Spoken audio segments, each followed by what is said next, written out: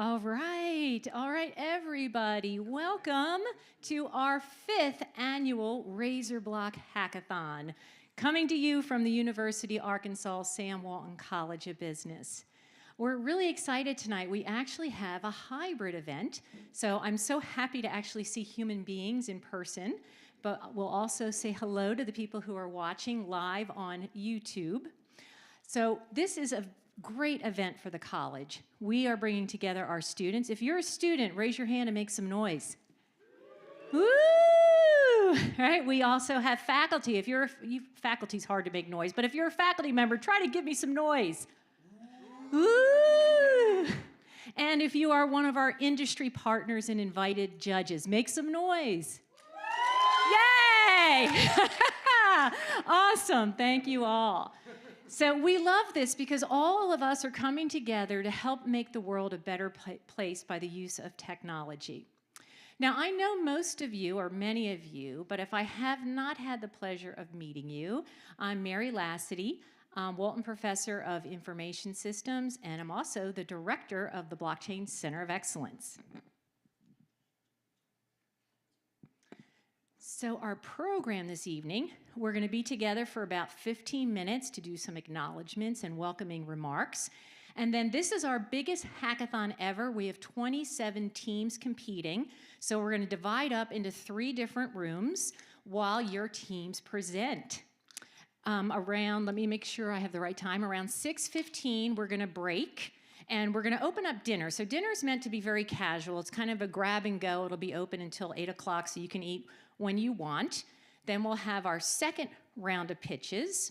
And then when that's done, everyone will come back in here, and we are going to hear a great keynote from Bram Cohen. Bram, we are so excited to have you here. And while we're enjoying Bram, our judges will go off and deliberate, and they'll come back about 7:50 and announce the winners. So a little bit about the Blockchain Center of Excellence. We were founded in 2018 by Governor Asa Hutchinson, the governor of the great state of Arkansas. But the vision for the center actually started before I got here. And so some of those people are in the audience today. I see Dr. Rajiv Sabharwal. He is the department chair for the Information Systems Department. Also, Paul Cronin was the founding director and helped so much, and I so appreciate him. He is our graduate director in information systems and the dean of the College of Business, Matt Waller. So Matt, I'm going to invite you to come up and help welcome the audience. Thank you so much, Mary. And, you know, this wouldn't come together without Mary and Catherine. Would you two stand? Would you stand, Catherine? Let's give them a round of applause. I mean, seriously, this is incredible. It's good to see all of you. I'm really grateful for the judges, the industry participants, but for the students, this is something that you will remember the rest of your lives. You really will.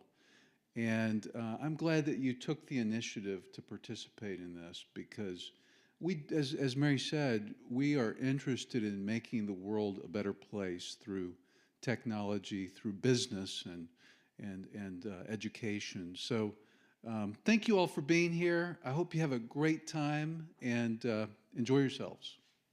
Okay. Thank you, Dean Waller.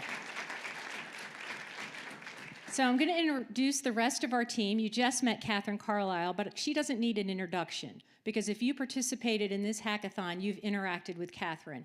Catherine, what I appreciate most about you is you are so customer focused. So whether it was a student participating, how you organized the judges, or all of our mentors, you gave us all a great experience. And I get to stand up here and I had a great day while you ran around and solved all the problems. So thank you so much. Catherine is also an instructor in the college. She developed our cryptocurrency class and teaches in it. Also, Dr. Dan Conway, have you made it back? Okay, Dan, so we have one of our judges. The poor woman has been on 4 flights for 2 days, lost their luggage, and Dr. Conway has gone to fetch her. I'm going to just brag a little bit also about Dr. Conway. He's very he's very mild and doesn't always brag about all the things he does, but he was the 25th Bitcoin miner, so we're very lucky to have him here. Just yesterday, he spoke to 125 employees from Sam's Club, teaching them about cryptocurrencies and the implications for retail. And then last week, he published an article in Forbes that had 70,000 views, and I've put that out on the table if anyone is interested in looking at it. Okay, where is Nato and Srividya? Okay, Nata's right here and Srividya's over here. Thank you, ladies, so much for all your help this year. They're our great graduate assistants. I just want the rest of you to know they have no advantage in this hackathon. We kept them completely separate. They didn't get to see the use cases in advance. They're not doing anything in the tracks they're competing in. But with that, I wish you both luck in the competition. We also have 2 additional blockchain faculty, Dr. Zach Steelman over here. Zach is another one of our technical experts who teaches our most sophisticated technological blockchain classes. He's very passionate about public blockchains, and in addition to being a great teacher, he's also a world-class scholar. Last year, he was recognized by the Association of Information Systems, that's our professional network around the world, as the rising star in our information systems field, and he certainly deserves it. Also, we added Ian White to the team this year, which is great because he actually is an alum. So he's playing it forward and coming back and teaching our blockchain fundamentals class. Everything we do at the center is enabled by our 12 executive advisory board member firms. So they provided the financial support for this event, including the prize money. We have some of our board members here serving as judges, so thank you for coming. We also have them serving as mentors.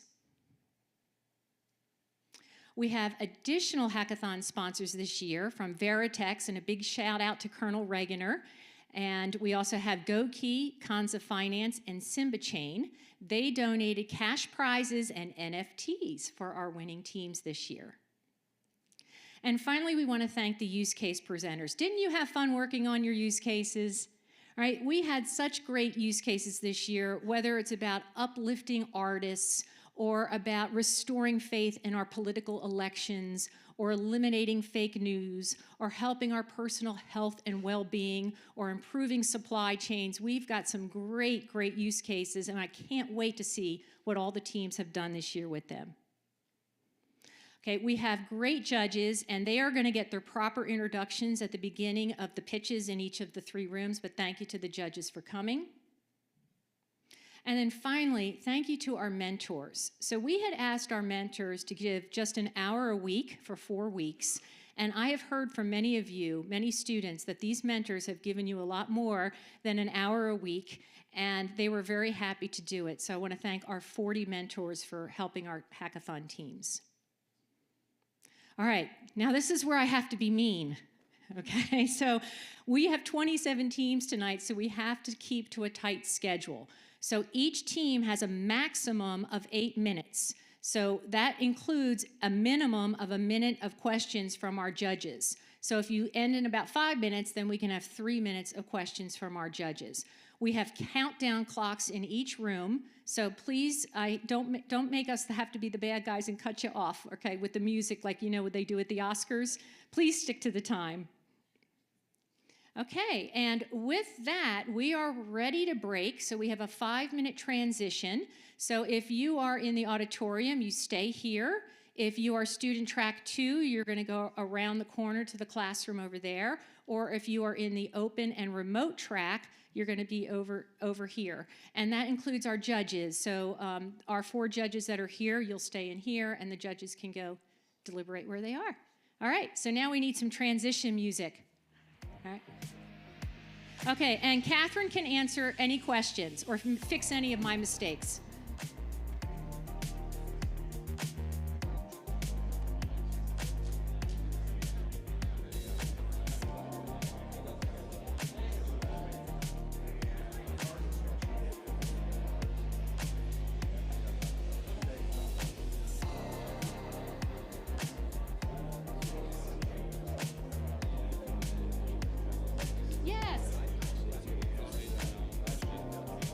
No, I'm going to introduce Steve.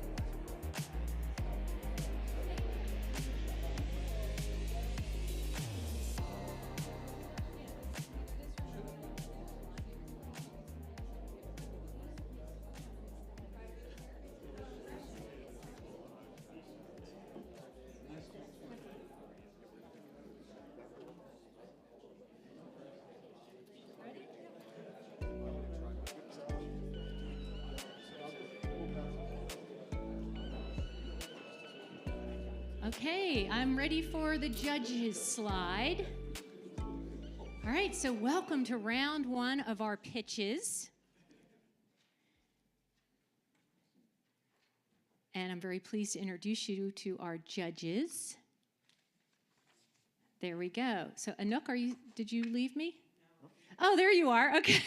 Oh, Sandra. Oh, I'll get to both of you. Okay. So first I want to introduce Anouk Brumfeld. Please let them know who you are. You have no idea what an honor it is to have her here. Anouk co-founded Global IBM Blockchain Services. She's got a global team of employees, and she's the last stop for all the clients. So we are so fortunate to have her here. She flew in to be with us today. She's also our newest representative to the Blockchain Center of Excellence Executive Advisory Board, and we're so excited to be working with you. All right, now what am I going to do with Lupien? So Steve Lupien, let them know who you are. He is my counterpart and friend from the University of Wyoming. He's the director of their Center for Digital Innovation and Blockchains. Before coming back to academia, he had 30 years in industry. And last night, I just learned that one of your prior careers, you were vice president of Land O'Lakes and often came to Northwest Arkansas to meet with Walmart.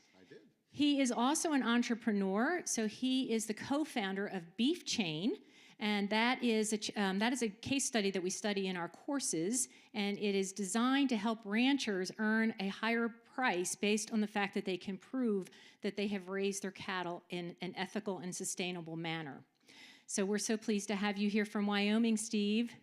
Okay, now, the person who gets the award for the most pain to get here is Sandra O.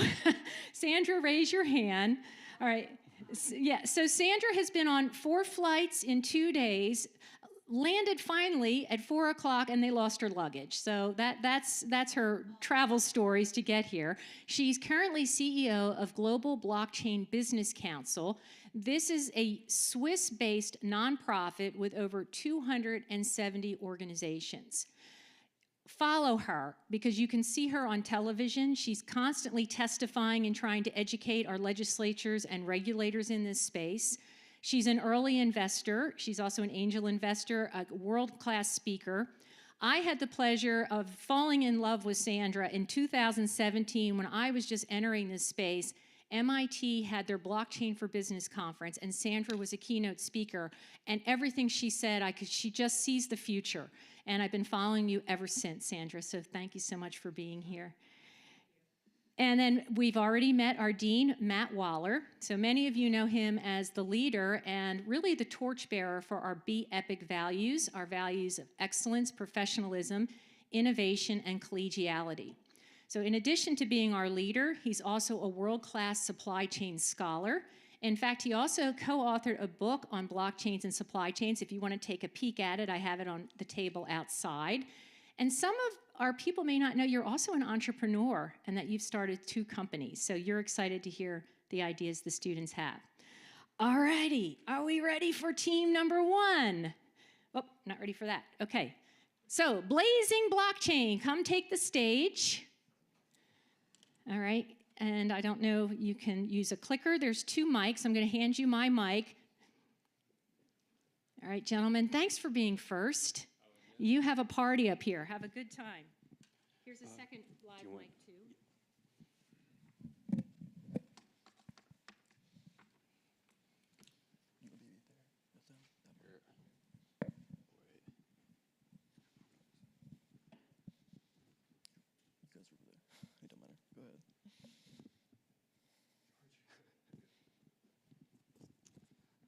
All right, good evening, everybody. We are Blazing Blockchain, and today we're going to talk about one of the leading issues in the airline industry, and it can be applied to multiple industries as well.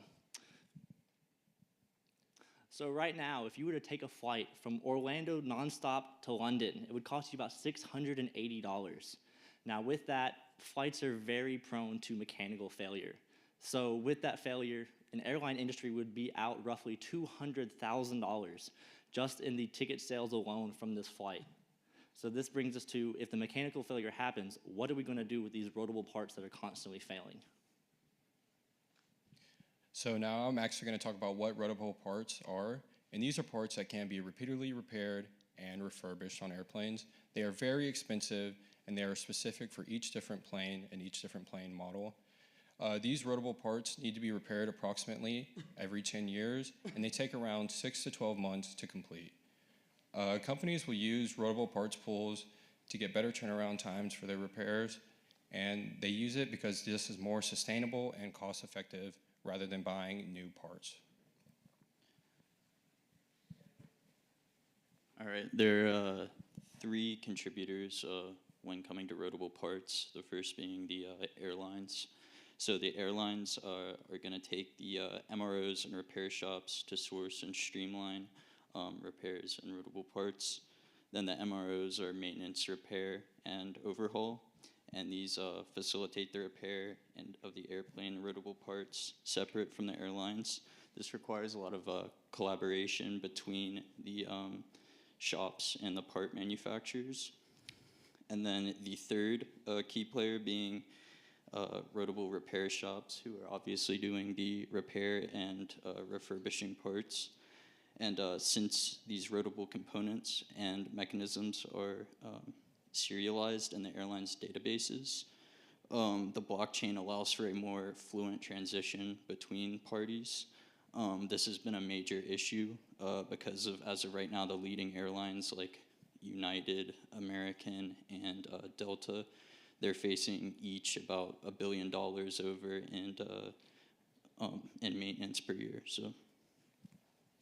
So right now, each airline works with several different MROs which operate as rotable pools as well as offering other repair services. These MROs each work with several repair shops. Each of these repair shops will specialize in the repair of only a few different parts or aircraft. Whenever an airline wants to buy a refurbished rotable part, it will exchange the broken core part to the MRO, and the MRO will send it to the repair shop that specializes in its repair. When it's done, it is sent back to the MRO to be exchanged with a future airline. There are hundreds of MROs and repair shops that operate in small ecosystems such as this. However, since rotable parts only need to be replaced every 10 years, and these repairs can take up to a year to complete, this system moves very slow. And since it operates in these small ecosystems, there aren't many parts being cycled through. This means that oftentimes when an airline needs a part to replace or needs a rotable part, it is not available, and the airline will be forced to use a brand new part from a manufacturer instead, which will be significantly more expensive and less sustainable. Our solution is an integrated blockchain network that will connect the various MROs and their ecosystems of airlines and repair shops. This will allow airlines to have access to a larger pool of rotable parts and will give MROs access to more repair shops, which will significantly decrease the turnaround time for these repairs. MROs each have their own existing systems of certifications to ensure trust with airlines that repairs are done correctly. Our system will integrate these systems onto one network rather than trying to replace them with our own solution.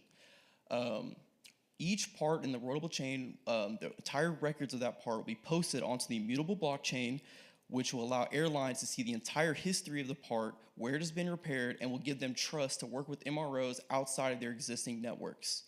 This solution will be beneficial to all players involved, as airlines will be able to use more rotable parts, which will promote sustainability and cost effectiveness, and it'll also give MROs a larger customer base of airlines and the ability to work with more repair shops, and these repair shops will then get more orders for repair. Okay, our blockchain solution allows the participants to share parts and data across the board freely that could be applied to many different industries, such as the vehicle industry that's currently experiencing shortages, as well as transportation. For example, the vehicle chip shortage that is affecting a lot of top name companies such as Ford and Chevy has decreased the car production well below pre-pandemic levels. And last year we lost $210 billion in revenue. So really, we're losing money all across the board, and this solution will help us regain that revenue back. So thank you all for listening, and if we can go ahead and take our questions.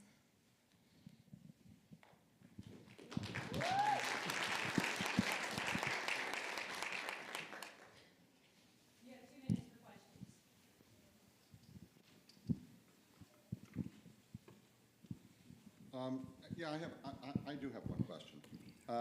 Have you researched at all if having a solution like yours met the compliance standards of the airlines around, how these parts are tracked? I'm going to suspect that the airline industry probably has some fairly stringent, regulatory standards. Have you spent any time researching that? Yes, so we discovered that, like I said, all the MROs each have their own. There's a lot of different certifications for different types of planes, different models, and these already in place. So instead of trying to replace those systems, we wanted our system just to sit on top of this and allow just freedom of communication. So those same certifications would still be in place that are existing now. We would just have more communication between each individual MRO themselves. Great. I have a question. When you're thinking about obviously increased communication, have you guys looked at whether that would also help predict that there might be failures before there are failures? Yes, we think a system like this would have a lot of tools for like analytic data, and since we're bringing in so much more parts, we're putting it on one system, you'd be able to gain a lot of insights on stuff like that, and probably be able to save more money, just be able to predict repair times, shorten those times, and see when parts need to be replaced. So there definitely could be some benefits from an integrated system like this. Great. Thanks.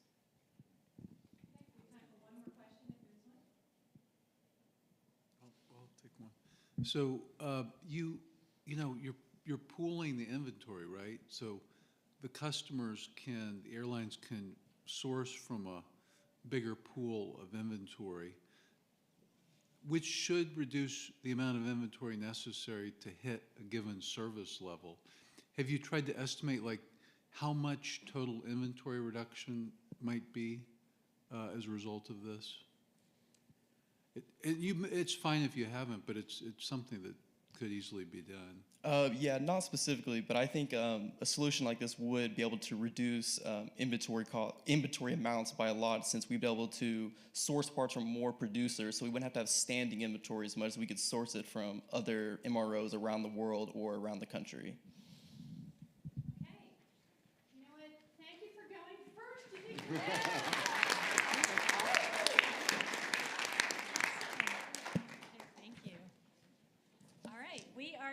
We are going to bring up the solution guys next. Here, you can keep it out because we'll just hand it over. All right, who wants this? And who's control? Do you need this?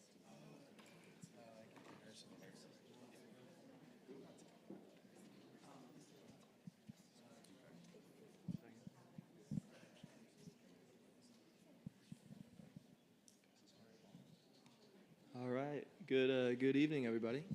We actually had a name change. We're Rep Ledger now. We didn't realize we put solution guys. But yeah, so our mission statement is we're laying the foundations for a future of responsible media. I'm Hudson Springer. That's Blake Ferguson, Harrison Schick, and Connor DeLong.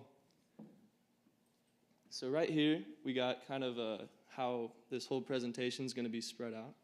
We're going to address the problems with what's going on in the news and all that stuff, and then go along. So yeah. Yeah. So when you're looking at fake news, we're thinking about how a blockchain could actually solve this problem, and I think now this is a huge issue, and I'm sure there's a lot of companies putting effort into this, but I think the problems that a blockchain specifically can target here is about 4 things, and we narrowed it down to, number 1, there's really a lack of incentive in the media system to publish good quality content. People are always putting things out like they want clickbait, they want clicks, they want whatever's going to get people to interact that article and get engagement up. So that's one thing we think that we could provide a solution to. Number 2, there's record low barriers to entry. Anybody can make an account. There's bots, there's spammers, issues like that, and misinformation spreads faster than ever. There's redundancy. There are third-party fact-checking websites that exist, but these companies are different organizations, and because of this, they could fact-check the similar articles, or just there's redundancy there, wasted effort that could be put to more productive things. And then lastly, there's an unfathomable amount of online content created every day, and there's a very limited capacity to evaluate this. The existing platforms aren't scalable. They require people that are willing to work for low incentive. So that's something we address here. So these are the main features that we go for. Number one, we're creating a new network. I'll go over this network in the next slide, but we need to connect verifiers, publishers, people coming together and engaging this community. And we do this via a distributed ledger. So this ledger is going to store data and things like that. And then lastly, we have a token system because people need incentive. One of those issues is that there's not an incentive on both sides, for publishing content and validating the content. So here's what the network looks like. And this is our vision. So in the center, you have the distributed ledger. And this is what's going to contain your articles, data, user data. And this is interacted with gatherers, the DAO, which is a crucial part of this, and I think one of the things that makes our solution possible. Then you have creators. These are publishers, validators, self-explanatory. And then we have to have an interface for third-party users and direct users to access this, and token incentives that provide what users want that gets in this platform. Yeah, so kind of just going off of what Harrison was saying on that one. So the creators are going to be all your original publishers, and it could be anyone, whether it's like Fox, CNN, anyone other than that. And so all of the incentives would be from the creators would be a reputation score. And that score can range from a +1 to a -1 starting at 0, with -1 obviously being more of a negative score on your thing. And that would be a false article that's being derived from like 80 to 90% of the people that are on there. And a +1 would be, okay, these are very reliable sources. So it's just basically, you want to put the articles in there just to get a better reputation score. So. Then we have the gatherers. So the gatherers will basically be users or bots that externally pull articles when we don't have a supply of publishers putting articles into our system. They're similar to automated market makers in DeFi and fill supply discrepancies when we need them available. And there will be token incentives for this. And then we have the validators. So the validators are a very important part of our blockchain and our system. So they validate media on the platform based on a specific criteria voted on by the DAO. And with the launch of the platform, there will be a plan for an algorithm that will be trained in the data, which will provide a continual improvement to our blockchain.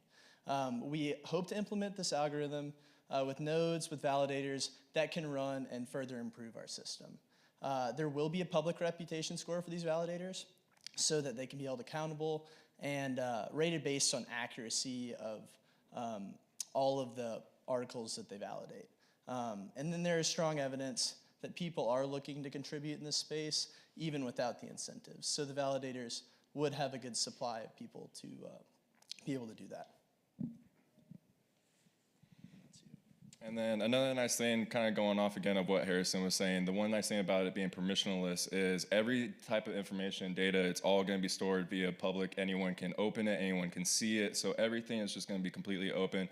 And all the information is going to be completely transparent via the interface. All the database is going to be included, your people that are publishing articles, all their reviews, their scores, anything that's related to anything that's based on the article. So the DAO, this is what kind of brings everything together. It's what really, I think, makes the platform what it is.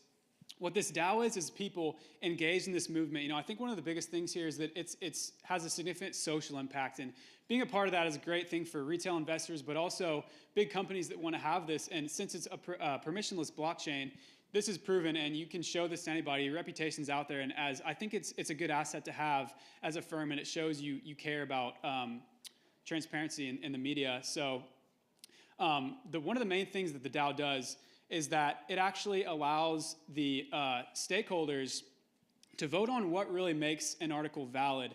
And I think if you have a really big community of people coming together on this and working together, because there's a lot of people that want this cause solved, you can get some really good results there in a strong criteria that people could really follow and create a good solution for.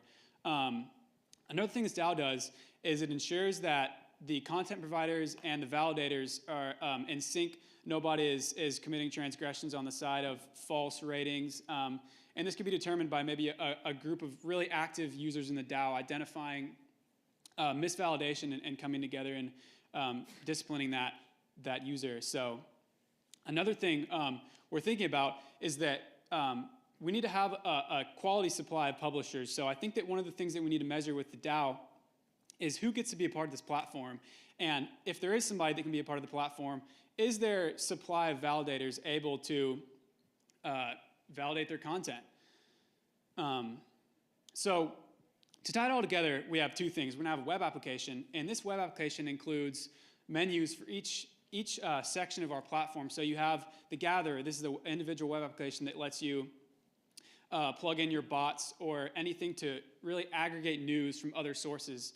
And then you're going to have the creator interface where you can directly upload articles in which their metadata will be stored on the ledger for validation and further use. And then we have that for we have menus for the other users. So you get the idea. And then we're going to have an API. And this is crucial because what the API allows you to do is take this reputation score. Say you're a researcher or you're a publisher and you want the community to know that you're reputable and you publish good articles. This API can actually pull your reputation score and be displayed on any website. So that's a huge value we provide. Thank you for listening.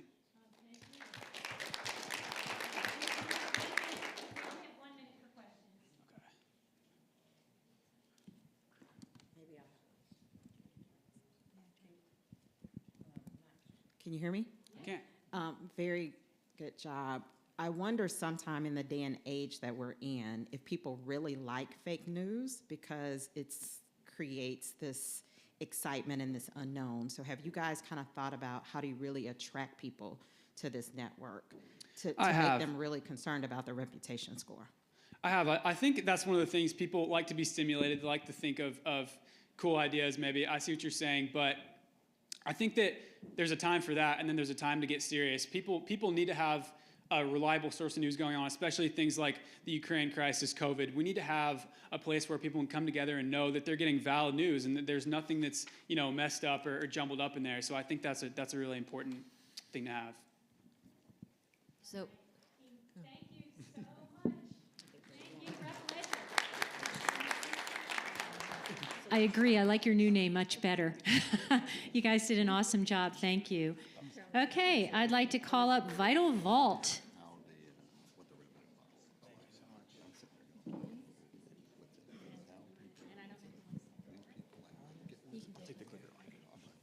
Can we go back on the clicker?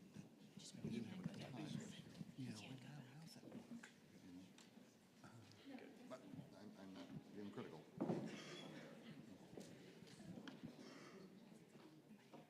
Check. All right, good evening, everyone. Thank you for being here, judges. I appreciate the opportunity to share our idea with you. My name is Ryan Thompson, and this is Hayden Coe, and we're here to present you with Vital Vault. So our use case was from the Whole Health Institute, and the two goals that we really needed to hit on were to incentivize individuals to make optimal health choices, and also to create a centralized locations for users to view their health data. That being said, when they can view it, we also wanted to give them the ability to share and sell their data and do this anonymously. So our mission statement and our goal is basically to create a platform to analyze, share, and sell their data. So we have a quick video for you guys. Track your personal health data. I use this Fitbit. My Apple Watch to track my runs. Strava and map my run. I track my sleep, all of my cardiovascular health data. Calories and macros using MyFitnessPal. If there were an app or if there were an idea that would let me use and control and own and be able to sell my own data, I would love to make money off of it. It's my data and I should be able to do with it what I see fit. I would love to have that ownership over my own data.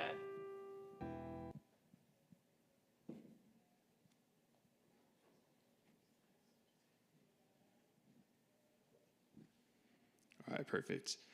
So just to recap really quick, lack of transparency was a big one, a big problem we see in health data right now. No data centralization, and also the inability to sell or share your data. So this is John, and John has a problem. It's 5 o'clock at work, and his boss wants him to submit his report by the end of the day. However, John is having a big headache right now, and he's curious what the cause is. So hold on to John real quick. I'm going to come back to him in a second. So for our solutions, the main one and the big one that we think is very strong for VitalVault is centralization. So with VitalVault, it's going to be a platform where you can take data from the most popular health apps, such as MyFitnessPal and Sleep Cycle and Nike Run Club, and be able to have all that data in one centralized location. And this is important because you'll be able to see analytics, and we'll be able to see bar charts, pie charts, just any type of visualization that give you really the whole picture of all the data. Instead of seeing just segmented pieces in each prospective app, they're going to be able to download and export data from each app and put it into one centralized location. This is important also for control. This gives users the ability to share and sell data.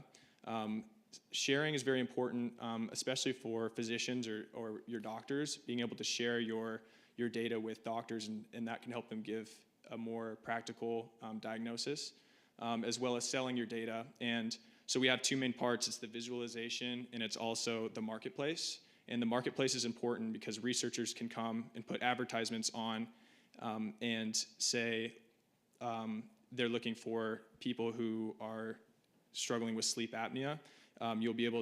Users will be able to go and apply and send their data to these researchers. And then an important part of that is being able to do that anonymously. And through the blockchain, we'll use a private key and a public key, very similar to crypto wallets, to do that anonymously.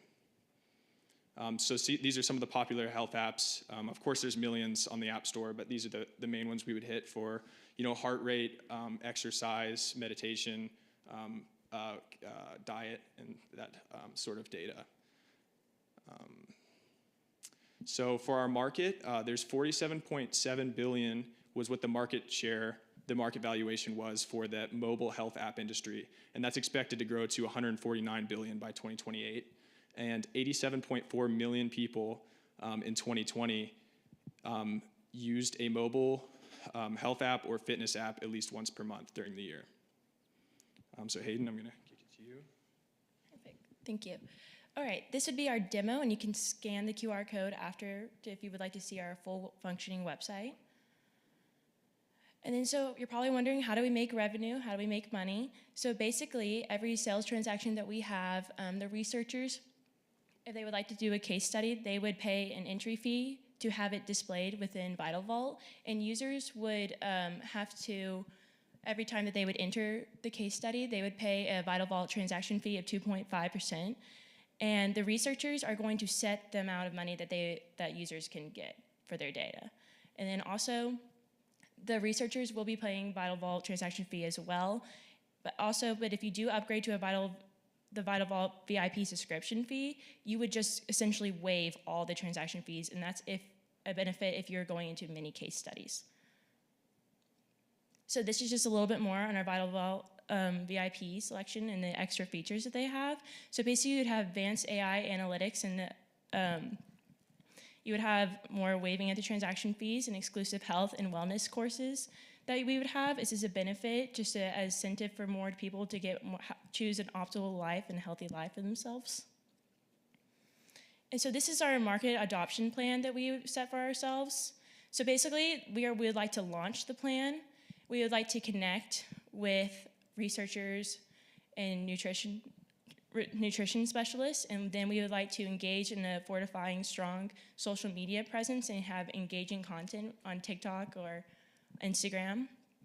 And then we would also want to have more advocators, so we'd have like influencers, and we would like to call them VitalVault victors. So they would be the ones like social media presence, they would advertise for us like on Instagram and just like get into it. In our future milestones, we would like geolocation to be added in 0 to 5 years. So that would be basically connecting you with health professionals within your area. Or you can see case studies that are close within your area that you would actually want to participate in and see which one would be closer to you and more ideal for your location and needs. Insurance benefits. Well, wouldn't it be nice to get a discount on your life percentage and to also just see and lead a healthier life if you decide to opt in for that. And then self-sufficiency. We would want to have this app fully functioning and running, just where you don't have to have anyone looking over you, and you can just have it fully running and have it to the people to decide. So thank you so much for listening to us. We had a fun time making this, and this is the VitalBlock team if you'd like to see or look at the video again on our LinkedIn tree. Thank you. We have time for one question. We're too busy looking at your QR code. Yeah, that's good. Just want to scan it.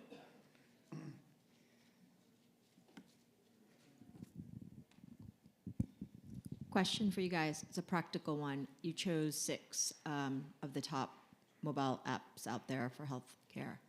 How are you going to convince them to work with you? Because their whole business models are predicated on they sell that data. Absolutely, and that's a fantastic question, and that's something we researched quite a bit. And we went to each individual app and looked at their terms and agreements, and legally you have the ability to export any data that you want from the app, and you can upload it to any third-party application you want. So at this point, you may not technically own every part of that data, and that's a big thing with Web3 is we're hoping to move in that direction for data ownership. But for right now, there's no legal problems with us selling our data to market researchers that are interested. Wow, that I wouldn't have been able to answer that. Good job. All right, let's thank our team. Thank you, guys. Appreciate it. Excellent job. Okay, thank you. All right, next I'd like to bring up your vote.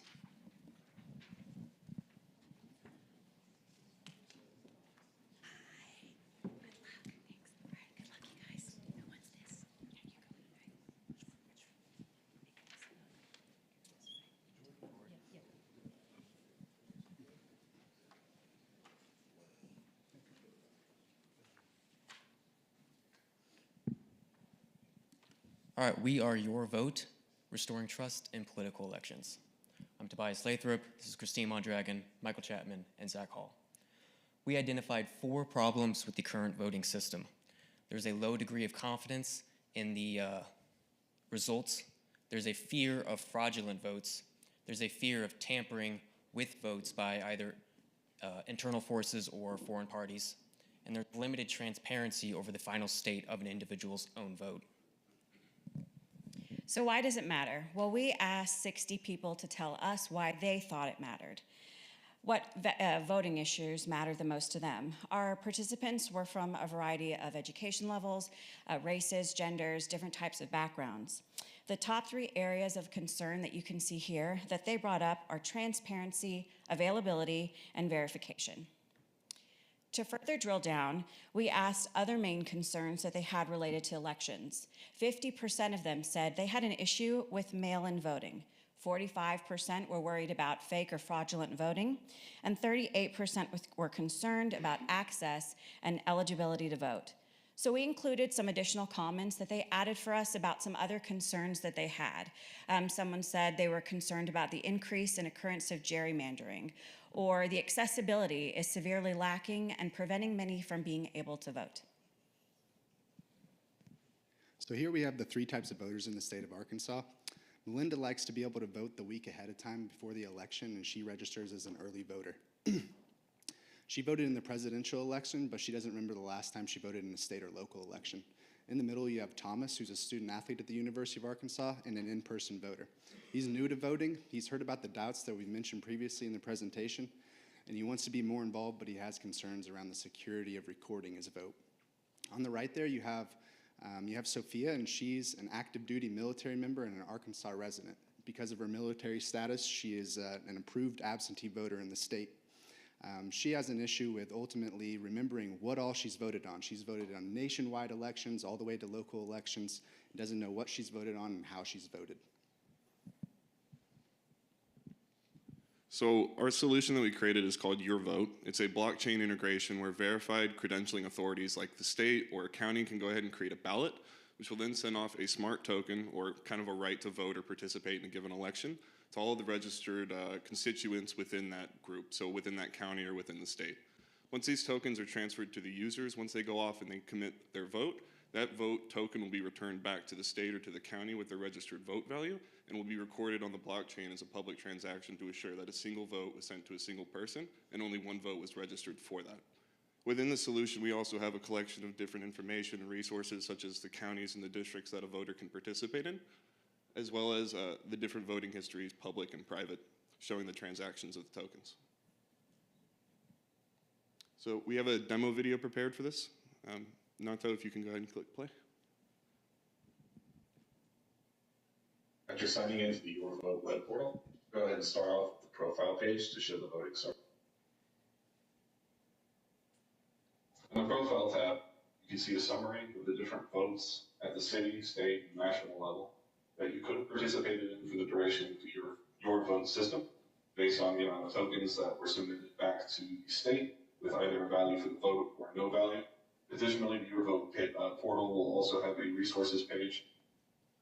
On this resources page, the voter will be able to access information that's available from the Arkansas state website, such as absentee ballots, early voting information, as well as different voting laws and rules.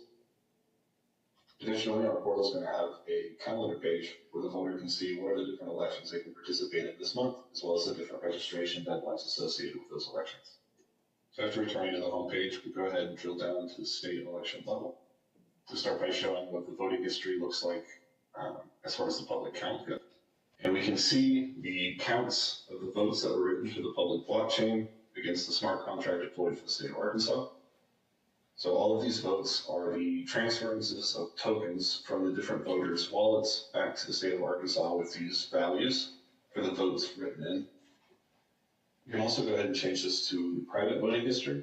This is going to be any of the prior votes that you've submitted, and this is only going to be visible to the specific voter who's logged in. So we'll go ahead and change our filter similarly to March 2022. And we can see here that in the past, there's been votes cast for governorship, for Chris Santis. A vote was not cast for the U.S. Rep District 2, and we've also had 2 different votes for these different acts that were submitted. Now we're going to go ahead and transfer over to the administrative panel, and we're going to show what it looks like to create and issue a ballot, which will then send off these tokens to the registered voters so that they can then record their votes on the blockchain. So starting from the same login page, we'll go ahead and click Administration Login, which will work because I am the owner of the smart contract. And we'll go ahead and start creating a new ballot for a general election for March 30th. And we'll go ahead and enter these details here. So after inputting all these details for a new ballot that we want to go ahead and submit, we'll complete this. This is going to create a single token for all registered voters to be able to vote for the county commissioner, for either Randy Gavin or Janelle Merritt, as well as voting on the act for an amendment change to property tax exemptions. So we'll hit complete. This will bring us over to a verification page where once we hit yes, it should kick off the minting of the tokens to all the registered voters. And we can now see that the token has been successfully minted. We can also view this on Etherscan and see that this smart contract has issued the first token ID from the Your Vote AR smart contract to this wallet address. Since the token URI provided details for James Smetter's votes on these 2 new ballots, we can now see that no votes were cast for Randy Gavin or James Merritt for the county commissioner. However, James did submit a vote for no on increasing property tax exemptions. After signing into the Your Vote. Circling back to our 3 types of voters, as you can see, each voter has the same process of casting their vote as they did before that the state works hard at improving continuously. However, our solution is a complementary solution that's aimed at solving a particular issue or a set of issues for each type of voter here. On the left, Melinda gains awareness by having access to the calendar to show her when elections will be and highlight the details of those elections. In the middle, Thomas has the ability to audit his own vote and confirm that the security method in recording his vote was great, and ultimately it gives him the confidence to be able to be a more involved voter. On the right here, we have Sophia, and it ultimately gives her a dashboard of all of her voter activity, shows her a historical view of what she's voted on and how she's voted. It gives her clarity and organization in her life. Our goal is to provide a solution, a complementary solution that's easily integrated with the system and ultimately restores trust in political elections. And that's why we created Your Vote. Questions? Yeah, one question, if you don't mind. How have you contemplated proving sovereign identity to make sure that the person who is voting is someone who claims to be the person that's voting? So we were we were trying to aim for going at the least friction possible kind of solution here. So what we were thinking was that you would layer this kind of solution on top of what is already being used to kind of do the voter registration. So where you go into the DMV, you present your physical person, you have your ID, and you also provide some verifying information. At that same point where the registration is occurring, you know, within the county different legal requirements, that would be where this kind of implementation could take place, where somebody could get signed into that registry. Thank you so much. That was awesome. Good job. Thank you. Okay, next we're calling up the group.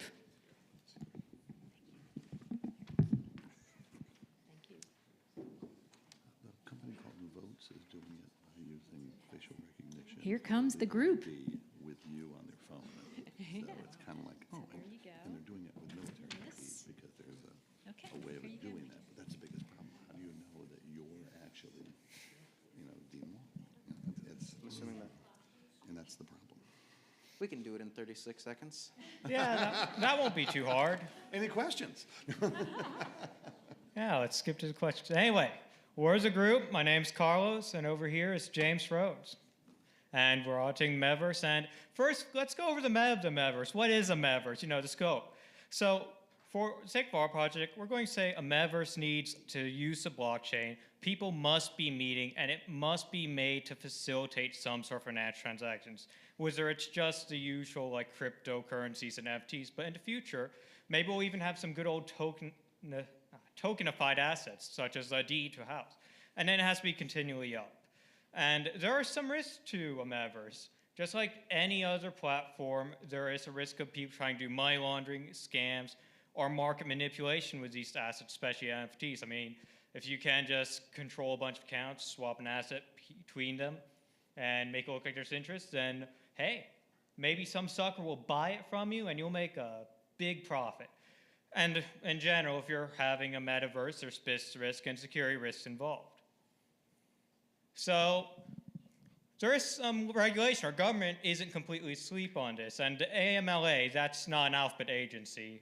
It's the Anti-Money Laundering Act was passed some time ago, and it expanded what is covered by these regulations. So more or less any substitute for a currency can be tracked. Oh, this expanded it from just banks to include stuff such as Bitcoin wallets and trading hubs. So, you know, by our definition of Metaverse, we're going to be included. And some stuff you'll have to do is get some know your consumer information, such as what's their name, what's their address, and maybe their social security and other identifying information. And you need to keep transaction data. And the rules are, that if it's $10,000 or more, you got to report to the regulatory agencies within 15 days. And if it's $3,000 or more, and it's just the value, doesn't necessarily be dollars, it could be bitcoins, then you need to keep it in case the government and IRS, which is peanuts and whatnot, decide, I wonder what happened here. So, what we would like to offer businesses is a screening and kind of monitoring process for the Bitcoin, not necessarily the Bitcoin, but the blockchain ledgers that these metaverses use.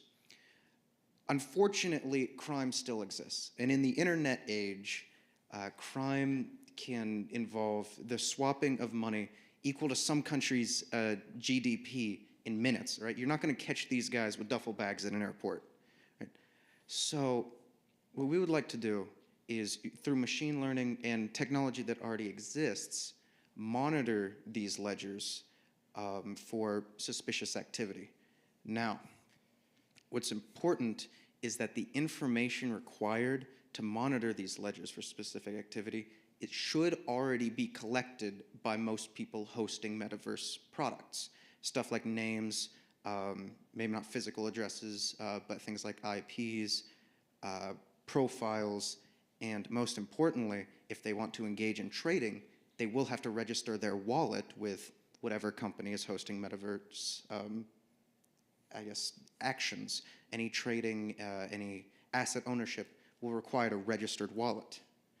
So what we would do is, again, through machine learning, existing technology, run servers where people would pay for respective server use that would monitor their portions of ledgers for assets that would kind of set off red flags, and they would be marked. Some examples is really high trade volumes from individuals. We're talking $10,000 regularly. Now, big purchases are going to be made, but this is like per tick. High turnover times, like really, really quick transference of goods. An example is NFTs, really popular right now. If they're getting traded hundreds of times a day, it's likely that there's some kind of fraud involved, because that's not an organic swap of a digital asset, of any kind of asset. Also, multiple wallets per user. A normal user, except maybe some internet broker, is going to be using one wallet for most of their stuff. They might have multiple wallets, to section off their work. But if they're hosting multiple wallets, all with high volume action, that's going to set off some flags. So what we're going to do is, again, track these individuals through the ledger, mark them for suspicious activity, and then further investigate. The interesting thing that blockchain technology allows us to do that previously didn't exist is not just look at the action on individual profiles, but track unique digital assets through the ledger and how they swap from profile to profile. And that can build a more robust understanding of how fraud like this is happening. Now, again, thousands of dollars in fraud every year. Why does it matter to you? If you're just hosting a metaverse, if you're just hosting these kind of resources, illegal activity happens. It's not really your problem, right? Well, with the growing legislation, there has been a huge push for companies and individual groups to be responsible with how their products are used on the internet. And so being able to take potential cases of fraud, report them to the IRS or relevant regulatory bodies before the individual is found responsible, on top of having a robust ledger of events and suspicious activity, is really just a way for you to avoid a lot of the legal liability that comes with fraud on your platform. Think of it less like you're preventing crime, but more like a security guard at a bank. You don't expect a security guard at a bank to stop a group of armed robbers by themselves.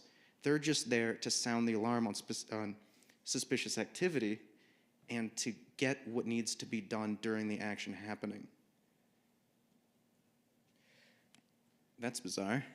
That is bizarre. Well, we're going to continue anyway, if you can. Okay, yeah. Oh, there it is.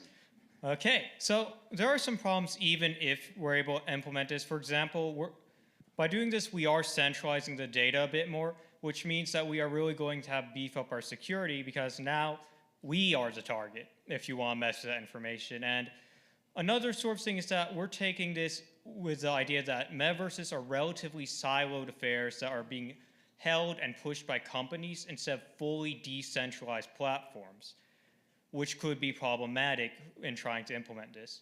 Now, this also adds barriers to entry, because you now have to put much more information if you're going onto one of these by law, which in the past has cut out some stuff.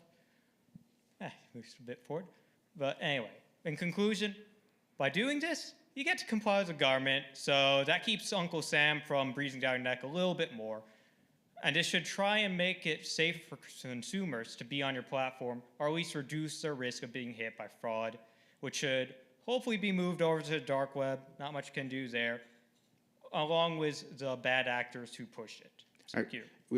If there's any questions, we got 5 seconds. You can ask. We gotta have a question. Rad. I can ask more. So I saw that you guys mentioned that it would be Ethereum-based. Did you guys look at other options since the gas fees are typically really expensive with Ethereum? Well, the reason we went with Ethereum as far as we did was the ubiquity of it right now with NFTs and non-currency asset trading. And so a lot of these metaverses are going to be leaning heavily on the Ethereum network, and we want to be as compatible as we can with a broader customer base.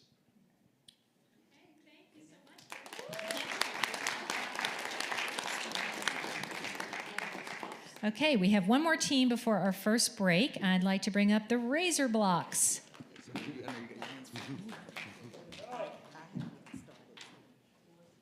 Who's coming up? Oh. All right, RZRblocks. Razor. Here you go, Wes. It's funny where everything begins to come. You get to be the center. Hey guys, my name is Adrian Albrandt. This is Wesley Bailiff and Stephen Woody, and we're the RZRblocks team. So we were tasked with developing an asset tracking solution with the Helium network. So first, we're going to start off and state the business problem. So Union Pacific faced $5 million in losses throughout the COVID-19 pandemic due to asset theft. They saw a 160% jump in criminal rail theft in Los Angeles. So there's kind of a need for a more efficient and affordable way to track assets on the supply chain. So our team has developed a solution using the Helium blockchain. So what is Helium? Helium is a decentralized wireless network for IoT devices. So devices that use the network are capable of geolocation and long-range data transmission, and these devices can maintain connectivity without an expensive cellular plan. It only costs 0.00001 cents to send 24 bytes of data. That's 1/1000th of a cent. And the devices are all very low power, so they can last for years on battery or even run off solar. And so the Helium network uses what's called the LoRaWAN protocol, or a long-range wide area network. So it reaches 200 times farther than traditional Wi-Fi. Miners participate in this network to provide coverage. They help send these data packets around, and they also validate their location with radio frequency signals. So this is what the Helium network looks like right now, currently in Northwest Arkansas. So there's about 1,000 hotspots deployed. Everywhere you see one of those little green hexes, there's a hotspot in it. And we really have to thank Mycelium Networks for deploying this infrastructure up here and helping us adopt this technology a lot faster. So this is our solution. We call it the RZRblock, and so it provides geolocation tracking for assets of all types. It enables both small and large businesses to take control of their supply chain traceability, and they can even monitor the environment, including temperature and humidity. We even have a door open close sensor optional package that you can put onto a cargo container or even the back of a semi-truck and detect exactly where along the supply chain a shipment may have been tampered with. I'm Stephen Whitty. I'm the lucky guy that gets to tell you a little bit about the hardware. First, I've got good and bad news. The good news, none of us got electrocuted, none of our houses burned down, we've not released any of the magic smoke. The bad news, particularly for the judges, is we are due for a disaster. So if the box feels hot, pass it to your neighbor as soon as possible, because there's a huge lithium battery in there. I'm sure we're going to be just fine. Hats off to Mycelium again. They provided the dev kits to all the hackathon participants that were interested in it, sample code, and support. And we had not developed any Helium applications ourselves, so we are heavily dependent on them, greatly appreciated, and we're glad they're in the area. The development kit is a RZRblock. It's a microcontroller included in the package, along with various other sensors. So if anybody wants to develop their own IoT kind of platform, you turn to a dev kit like this. It's a Tinker Toy set for IoT. The brain of the thing is a Cortex, a 32-bit Cortex microcontroller, 256K of RAM, a mega flash. We're using about 17% of the MCU, so there's lots of room for expansion.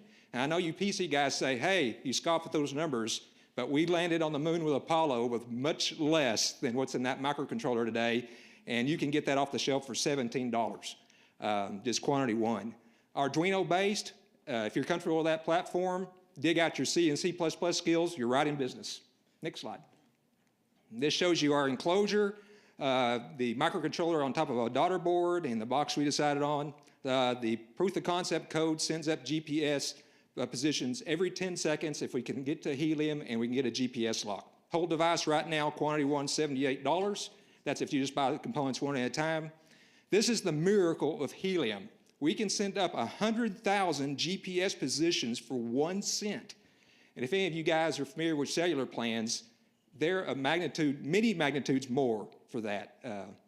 The whole project, we use just a fraction of the cent. So if the U of A tuition goes up next year, it's not our fault. We only used up a fraction of a penny on the project. Next slide.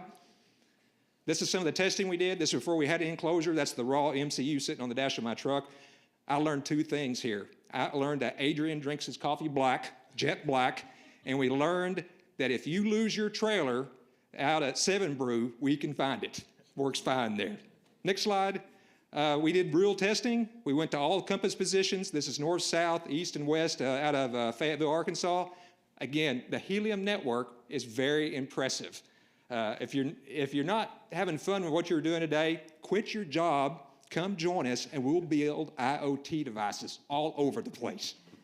Next slide. Oh, this is you. So this is the DataCake interface. DataCake is an IoT cloud platform that runs on low-RAN devices, and we use it to integrate into our map system. DataCake is a free or paid subscription that anyone can use to develop more IoT solutions. We use DataCake to push our overlay map in the slide you saw before this one.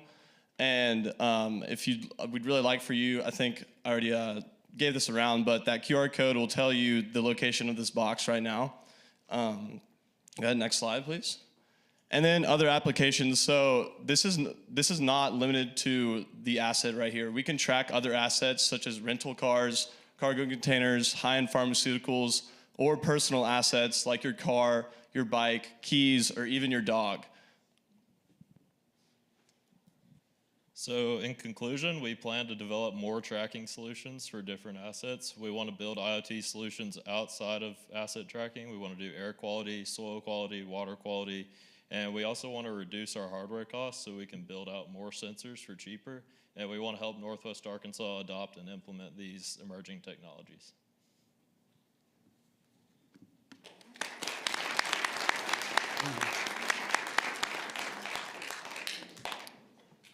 How are you guys dealing with buffering data for dead zones? Because the helium network still has a lot of dead zones. You're right. It's greatly expanding rapidly. It's the fastest growing network ever deployed.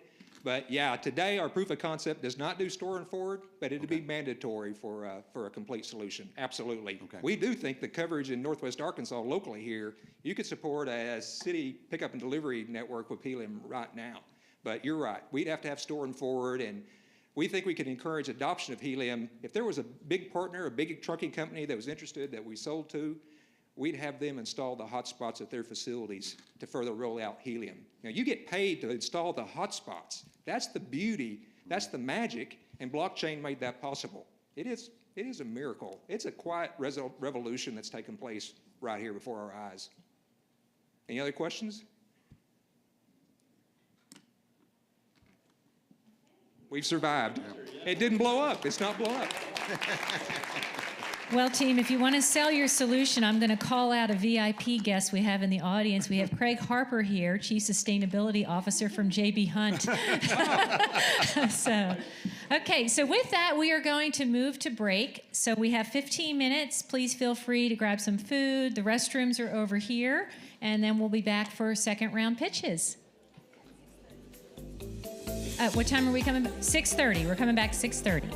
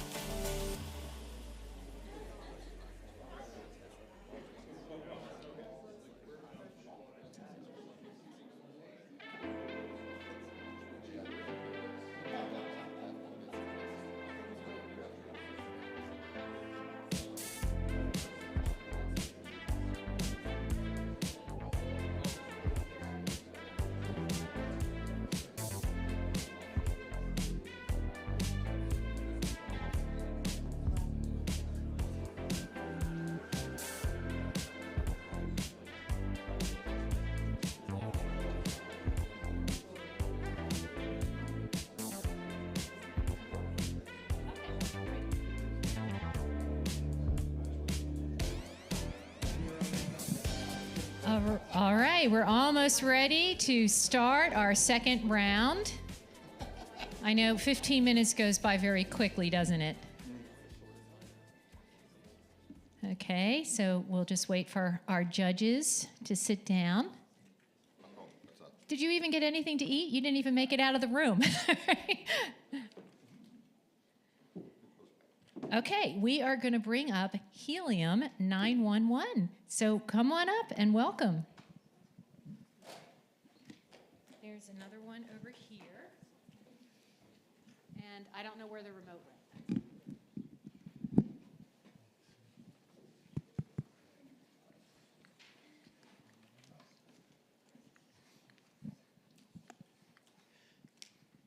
Welcome back. This is Scott Eby, Jonathan Gill, Siri Kantaputi, and Tasman Shuro. I'm Chris Sirio, and we are Helium 911, and we're here to talk to you about improving safety infrastructure on campus and beyond with the blockchain-enabled emergency tracker system. We'll start out with a use case on campus, talk about some issues with infrastructure, then move on to with a use case with our blockchain-enabled emergency tracker system, or BEATS, and then Scott and Tasman will walk us through building BEATS and where we see BEATS growing from here. For our campus use case, Anne is walking across campus, talking on her phone through a video app with a friend when her phone dies, and she notices she's being followed.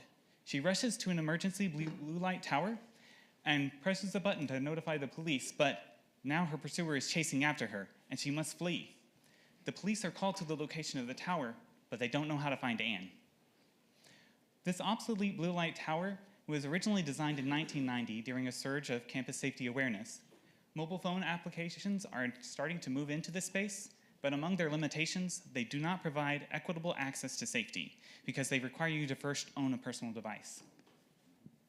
Walking into our BEATS use case, Anne finds herself in danger again.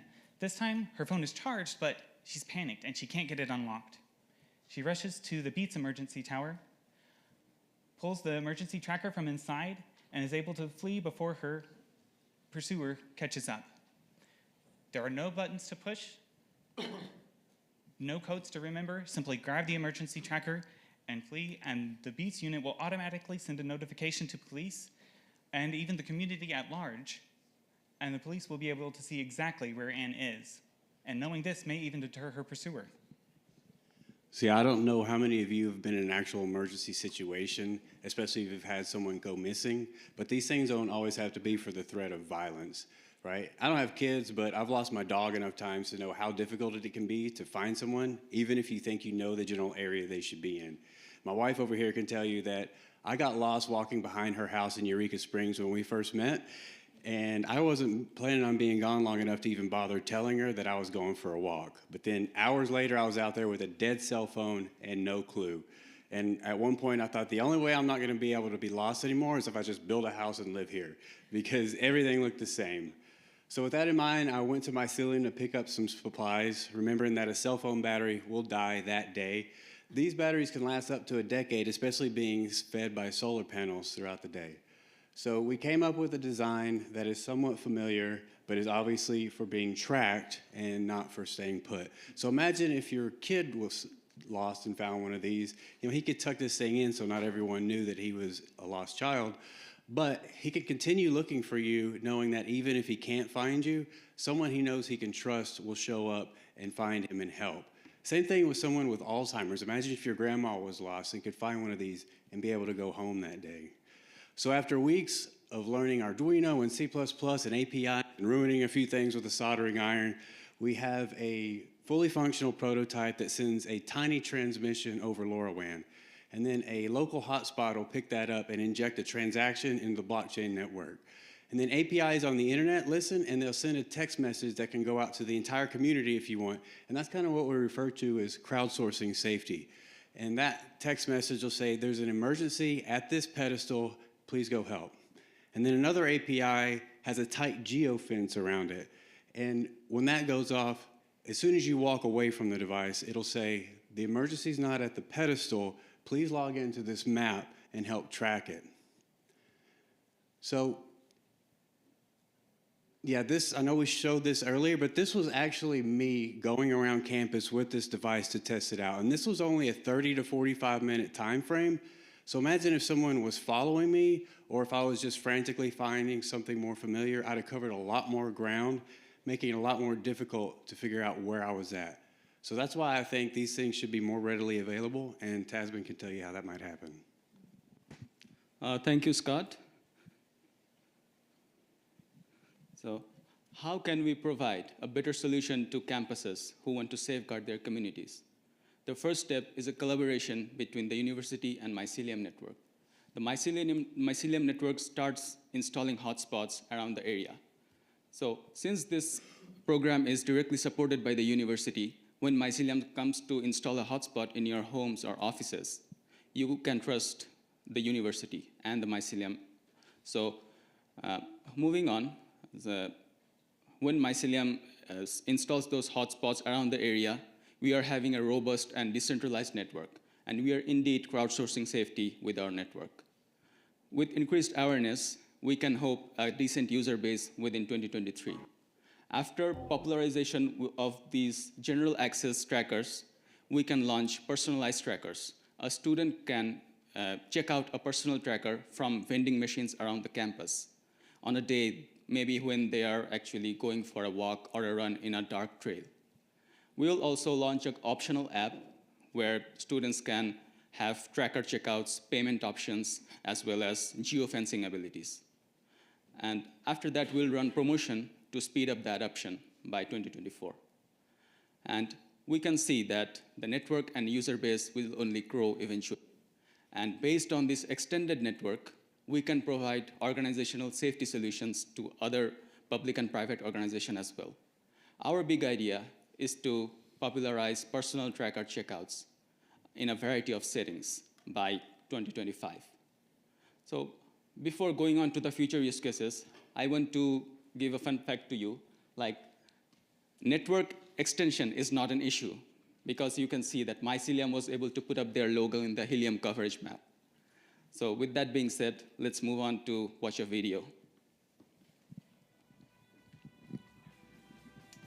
A few of the use cases that our team envisioned was hundreds of people get lost in national parks every year, and if the government added helium coverage to these parks, then visitors could rent these trackers while they were out hiking or exploring, and in an event of emergency, could quickly be located.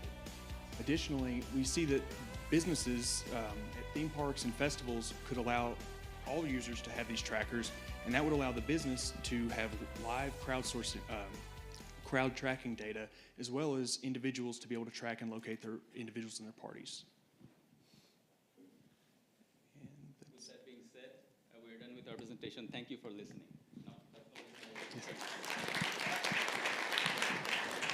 And some of you present here might have received a mobile alert saying that someone needs assistance here at the Reynolds Center auditorium stage.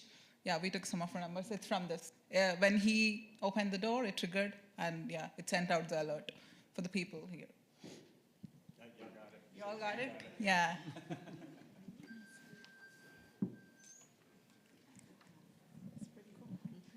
And we would like to thank Captain Crane from UAPD, who has helped us with the current situation of the blue light systems in the campus and other emergency services, and also Mycelium mentors.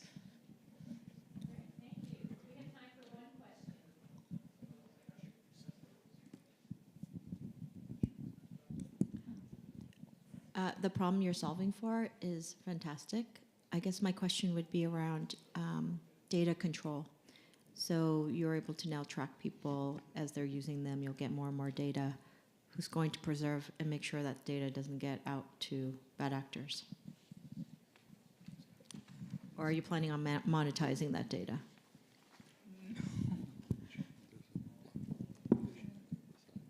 So the tracker, the map where you could live track people, that was a dashboard for the police. And so when you receive the tracker from the tower, that data would be controlled, whether it be park resources, whoever that would be not for the community.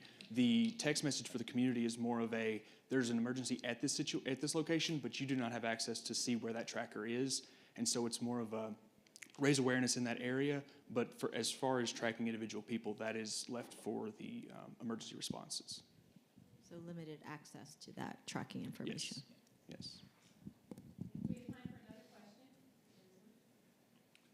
Yeah, just one question. Besides the Helium network, what role do you see blockchain taking in the actual data?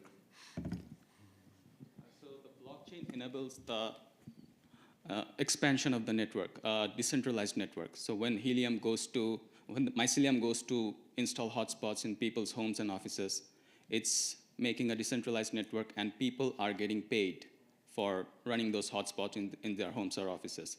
So there's a blockchain tokenomics going on. And since Mycelium is paying those people right now, but in the later stages, Mycelium can sell security solutions to other organizations like theme parks or government for safety or revenue generation services.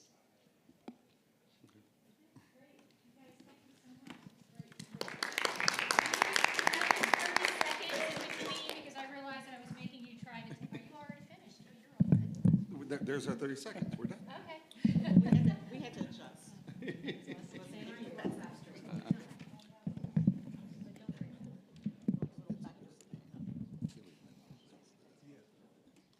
Okay, next we'll bring up Intrinsic. Okay, that's cool.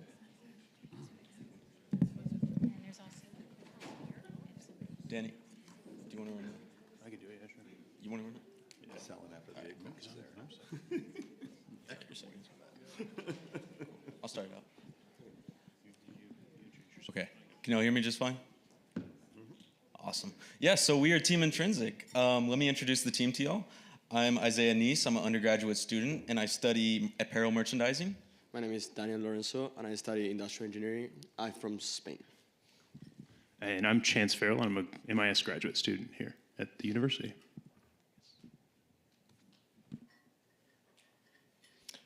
Okay, great. So we worked a lot with Center for Creators. So here's a little bit about Center for Creators that we worked with them. The company is based on holistic wellness and personal development, and they also own a token on the XRP ledger. And they tasked us with the use case of creating a recommendation and education tool to help guide startups on their metaverse journey. And they also had future goals for themselves that was evolving their community to move into the metaverse and also work with NFTs.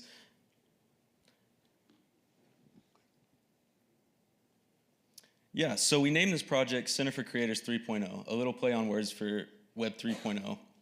And upon talking with Christy Russ and Center for Creators, we found that they were really interested in the metaverse section of their business.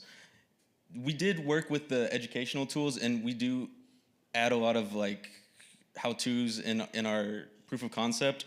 But Center for Creators really wanted to host holistic events in the Northwest Arkansas area and move those events into the metaverse. And we wanted to give them a proof of concept of how they could go about that. And not only just Center for Creators, but also other businesses that would want to move their business into the metaverse. So we broke it down into 3 problems.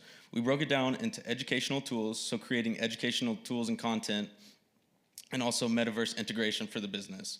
So creating solutions and what metaverse would work best for each business, in this case, CFC. And also we identified some crypto mechanics within CFC and what we thought was a better solution. Cool. So throughout the hackathon, we actually as a team spent a lot of time in the metaverse. We met more in the metaverse than I think we met in real life, which is kind of interesting. And then as we did that, we learned a lot and realized that there's a lot we could teach other people. So we built a small platform with simple how-to guides to enable businesses and organizations that want to get involved in the metaverse to do that. One of the first guides that we created was how to even start selecting a metaverse platform. And Danny will tell you a little bit about how we did that. Thank you, Chance. Well, the thing with mainstream metaverse platforms is that their virtual real estate is limited and it's expensive due to offer and demand. So it was not suitable for a proof of concept that we were planning to build. So we chose a free metaverse that's called Spatial with great design that supports all of the features our business wanted to integrate. So here's a little demo about spatial and how it looks.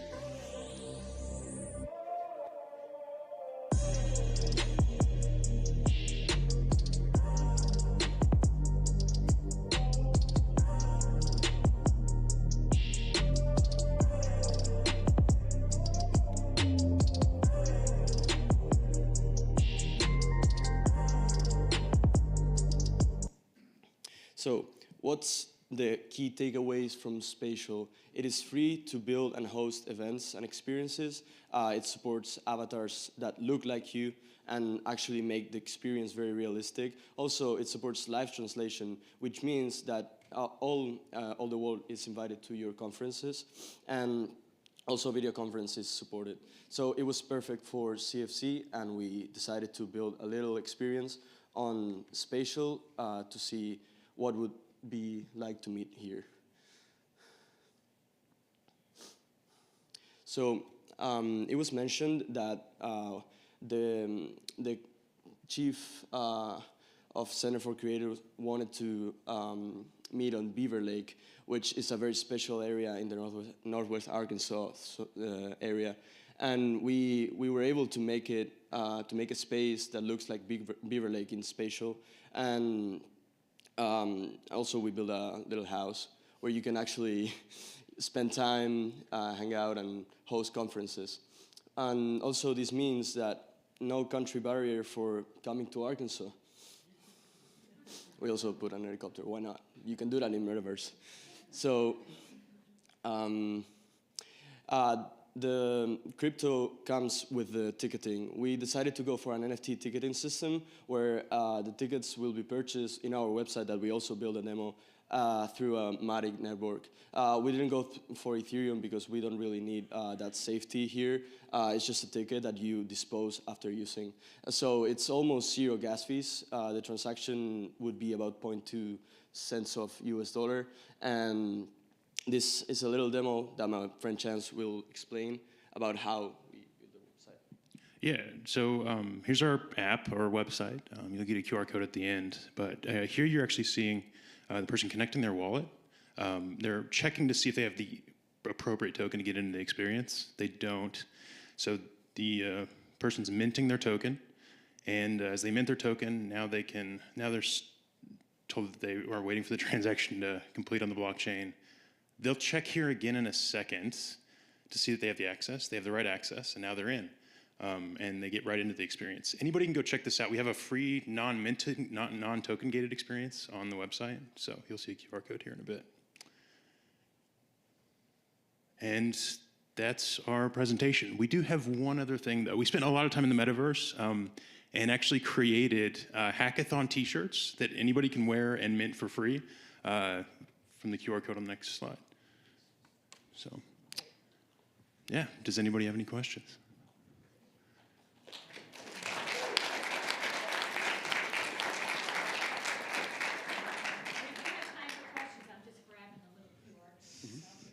There's a lot of stuff on the website as well, so feel free to dig around. I don't know. We had a lot of different ideas on what we could do with the t-shirts. So. Look at that.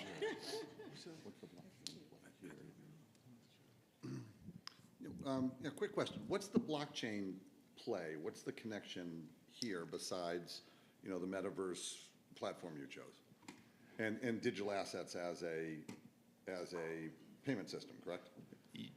More as a ticketing system, I think, is what we're looking at, right? There's a couple of things. I think, mostly just purely ticketing. We're really interested in the idea of NFT gating for experiences and enabling people to trade their own tickets after the fact without an intermediary like StubHub or Ticketmaster. Got it.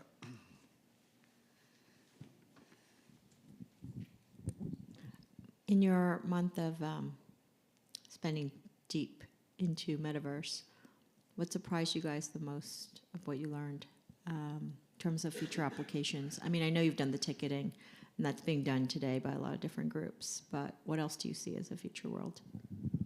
I think the wearables is a really interesting thing. Decentraland had a fashion week last week. Estee Lauder participated. There are more than 70 brands, I think. JP Morgan opened up a branch in Decentraland this year, like where you can actually pull out money. Like it's insane. There's just so much we could do there, and I don't even think we've begun to scratch the surface. Great, thanks. Enterprise NFTs, flavor of 2022. Thank you, guys. Thank you, everyone. Just going to give the judges a second to catch up.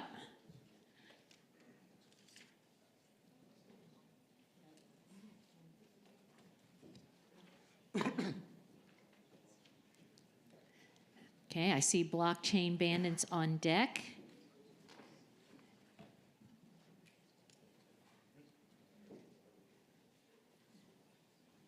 We're just going to wait a couple seconds, okay? Here's another mic over here. I'll give you this in a second.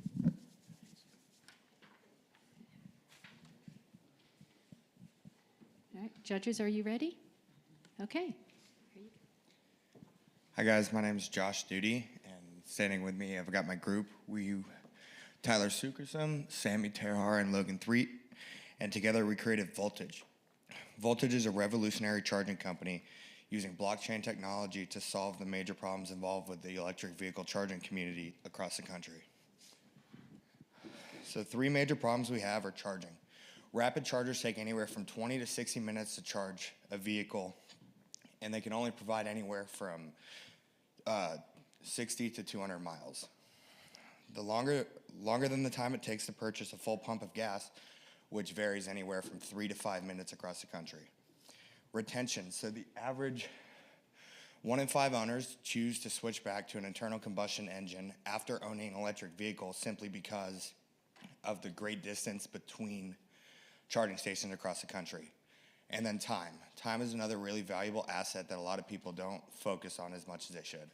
Due to the amount of time it takes to charge an electric vehicle, the vehicle owners need to find a way to occupy themselves. So Tesla provides Netflix and other applications. Why now? So out of the 3.5 million charging stations across the country, only 500,000 of these are available to the public, which is a very small percentage, which means most charging is done at home. But what about if people want to take their electric vehicles on road trips? They have a concern for the environment, but they also want to be able to travel freely. So the average distance between each station is 70 miles. This is in comparison to the average distance of a gas station, which ranges from half a mile to 1.5 miles. And another important aspect is competition. Many major companies, including Ford, have just come out with their Mustang Mach-E, Hummer with their new, GMC with the new Hummer and their electric vehicles. And then you have other companies like Tesla, Polestar, and several other ones that are all launching electric vehicles to compete. And why Voltage? Originality. There are no existing electric vehicle charging apps that use the blockchain as a solution to tether together consumers and businesses. So here are some important numbers to keep in mind. So up here you can see the predicted generated revenue of the EV charging market by 2026. And also to the right of that is the amount in US dollars that consumers have spent on electric vehicles in 2020. This is a 50% increase from 2019, which 41% of this is an increase in sales and 6% is an increase in price. Voltage, here's how we're set up. Voltage will be able to locate the nearest charging station in proximity to a user's location, as well as pre-planned smart routes when a user would like to travel with their car. And they'll feature different leisure activities across businesses that have choose to partner with Voltage. Voltage uses a Web3 solution that allows partners to support chargers that operate on the blockchain, recording transactions instantaneously and privately. So we'll partner with sit-down restaurants will be a big focus, especially in the opening, and entertainment establishments to support charging stations and generate consumer traffic to these locations. So our goal is to increase the number of efficient charging stations across the United States. So like we said earlier, we plan to place them at restaurants, malls, and other locations that people spend various amounts of time at. Our target audience is not all electric vehicle owners, but simply those that would like to travel long distance in their vehicles and have a simple way to do so. So businesses with our charging stations have several valuable options to choose from. And this includes they can lease or purchase a charger from us. And in doing so, when they lease or purchase a charger from us, they have the option to collect a percentage of the revenue generated by the usage of these chargers, or they can benefit solely from the consumer traffic brought to these locations. And then we would be responsible for maintenance and upkeep on the chargers.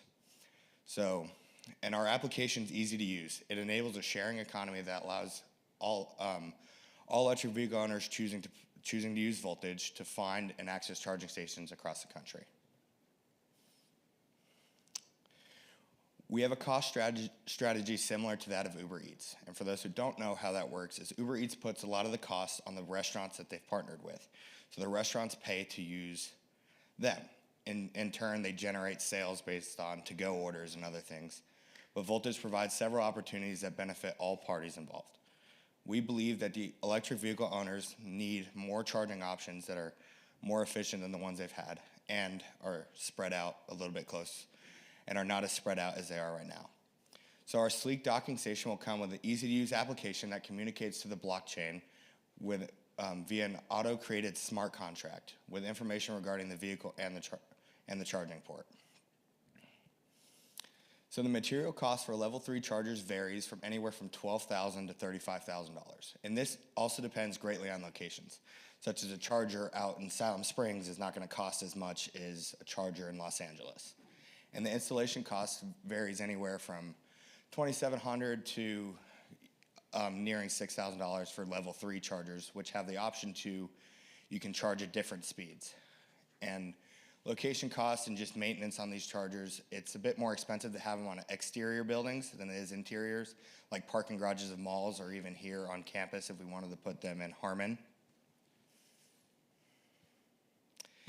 So here's a chart of where a lot of electric vehicle chargers are located in the country right now. Hotels and Airbnbs are definitely going to be the leaders of these, and Airbnbs are private chargers. So restaurants being the minimum, there's a lot of room for growth because people spend anywhere from 25 to 60 minutes at a restaurant.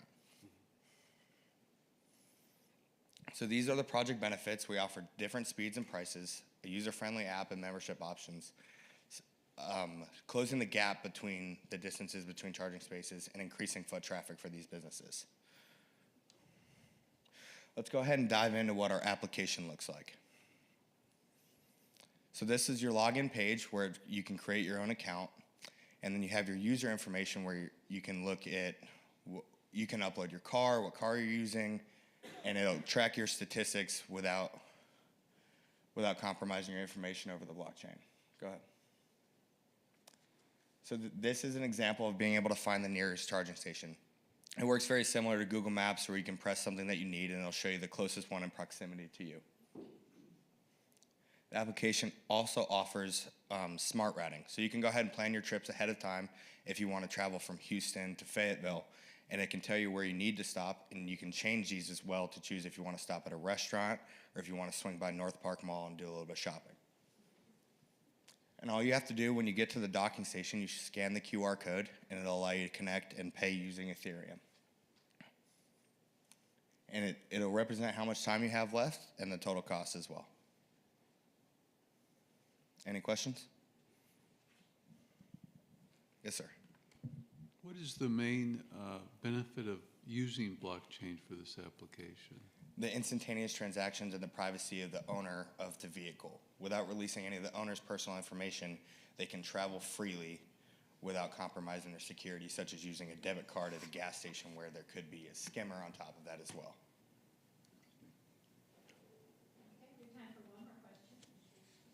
So if I'm a member, can I use it even if I'm in someone else's car, electric car, or is it set up based on my specific? Yes, you can use it as long as you scan the QR code and pay the same way.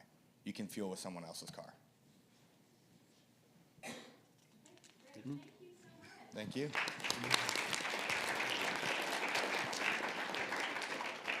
Okay, we're just going to give the judges a few seconds to catch up.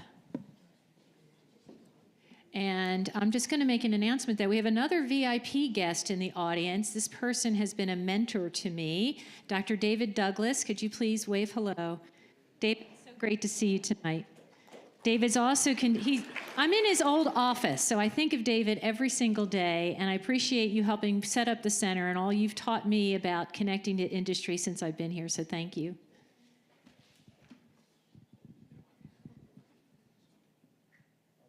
Okay, it looks like the judges are ready, so we're going to call our last group up, Team Crypto. Team No Show. Oh, there you are. Okay.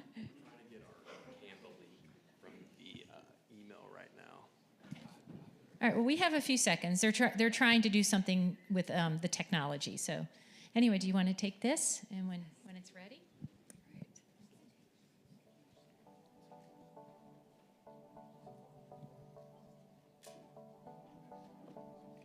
This is fun.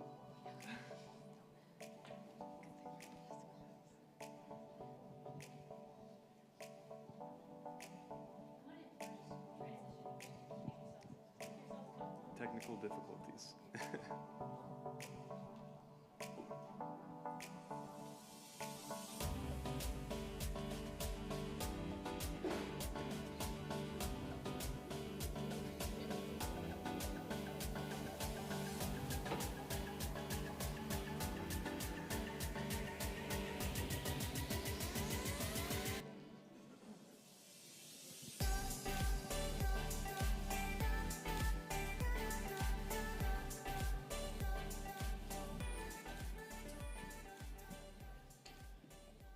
We good? Okay, sweet.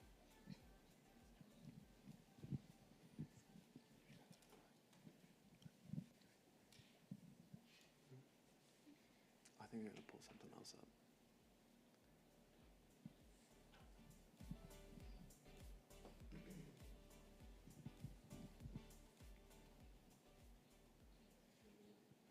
Meet Jenny.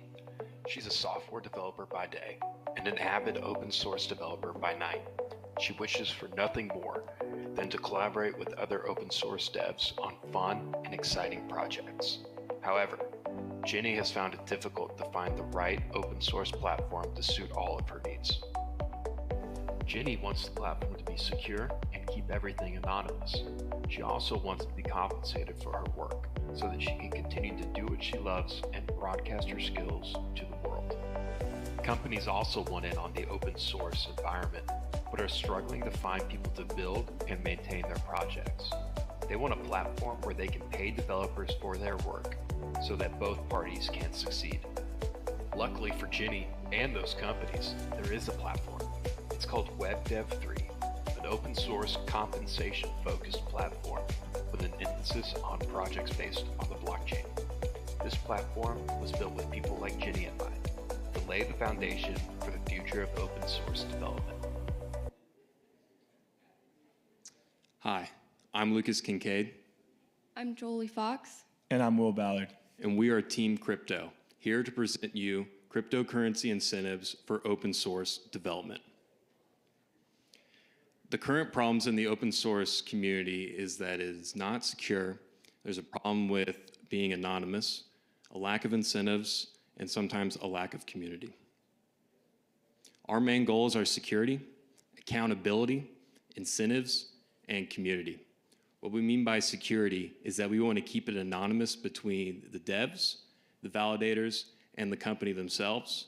We want accountability so that there will be no bad actors on our platform. We want incentives so that the devs and the validators can be paid what they're owed, and community so that people can be seen and heard through a scoring system. Our customers consist of developers, validators, and companies.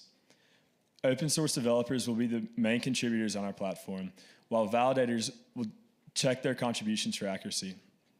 Companies will put up a bounty for each of their projects they post on our platform. With some more information on security, so everyone will have a username that they will work through, be that the devs or the validators, but there will also be KYC. And you might think that to be a contradiction, but the reason why we have KYC is for accountability. We want the devs to have KYC and the validators. But with the devs, if they have already gone through a KYC process, such as Coinbase or any other exchange, they are fine. They will use that to sign up for their account. However, with validators, they will go through our own vetting process because the validators are the most integral part of our platform. We will have solutions throughout our platform. So first, our companies will post their project along with a bounty. Next, we'll have an unlimited amount of developers who will sign up using their email, a password, and a unique username that they will be known as across our platform. They will also undergo a KYC process.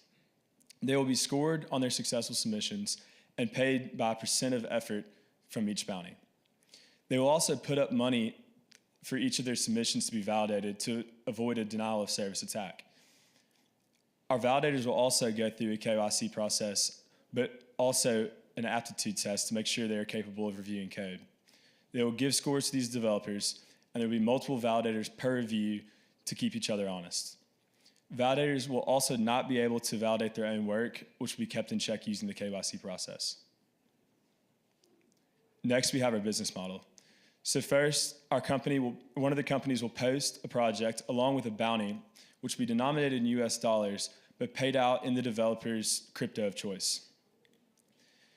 We will take a small percentage of that bounty up front, which is where we will receive our revenue.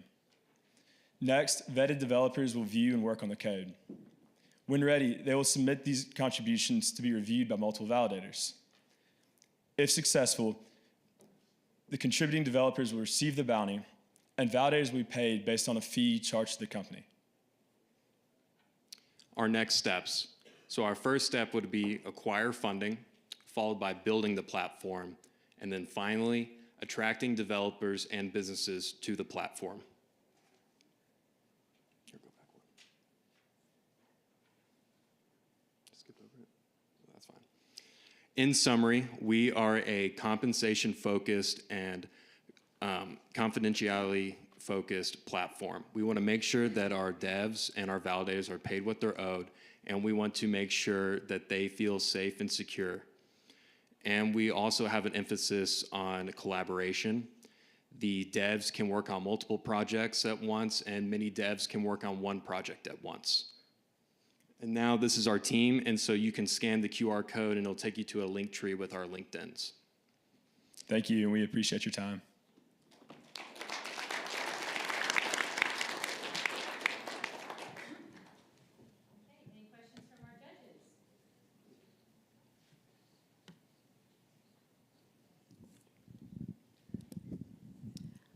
Quick question.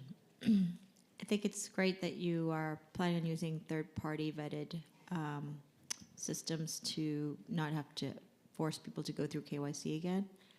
But how will you convince a Coinbase or any other third party to work with you?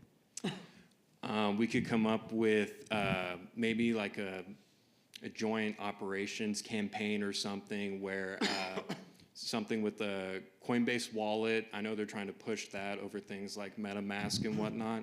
It could be a joint operation where when you are getting paid or when you are paying that you could receive maybe an airdrop if you're using the Coinbase wallet, get more people wanting to use that and get paid for it because these open source devs, they make up a lot of the crypto community and blockchain. So if you can sway them, then really anything is possible. Great, thanks.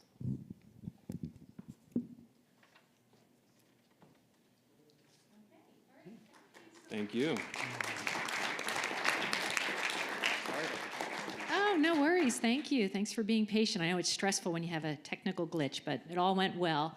Okay, so this is the end of round 2. We are going to have our judges go upstairs and deliberate, and in 5 minutes, we'll introduce Bram Cohen as our keynote speaker. Your executive meeting room upstairs.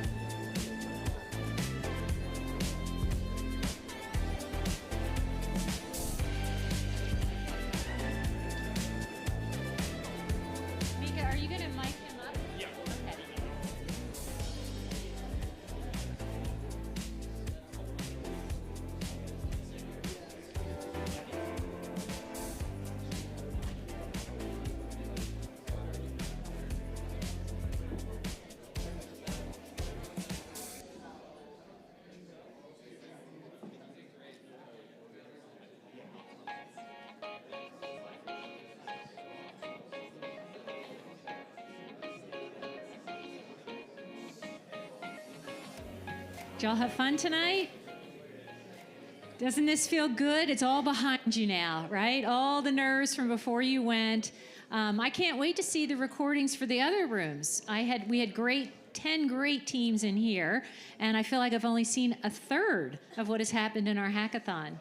So we'll be putting this up on our YouTube page, so you can look at the other teams that you didn't get to see as well.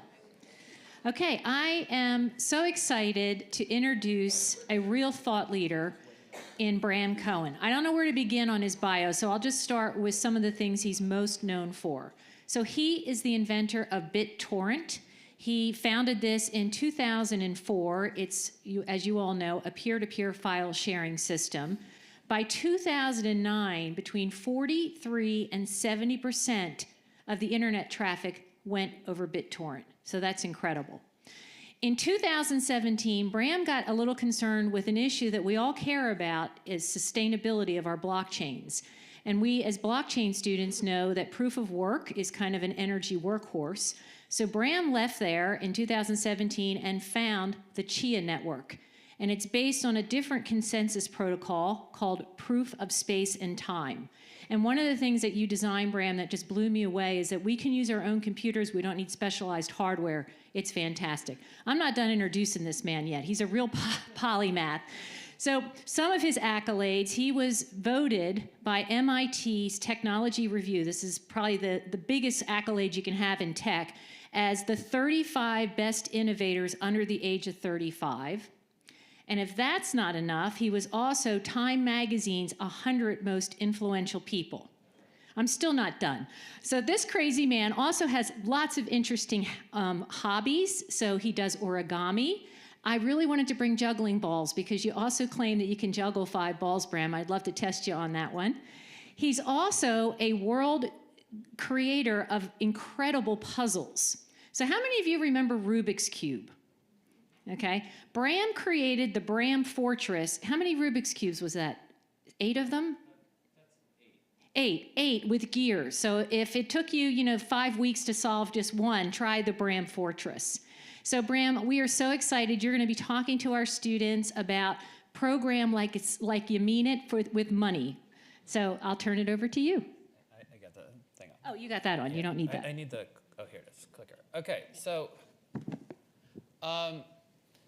all right, so I'm actually not going to be talking about Chia's consensus algorithm. So Chia's consensus algorithm does, in fact, get rid of most of that energy waste, but I don't have very much time, so I'm not going to be talking about that. And it's not terribly relevant to the day-to-day when you're actually programming on top of the blockchain.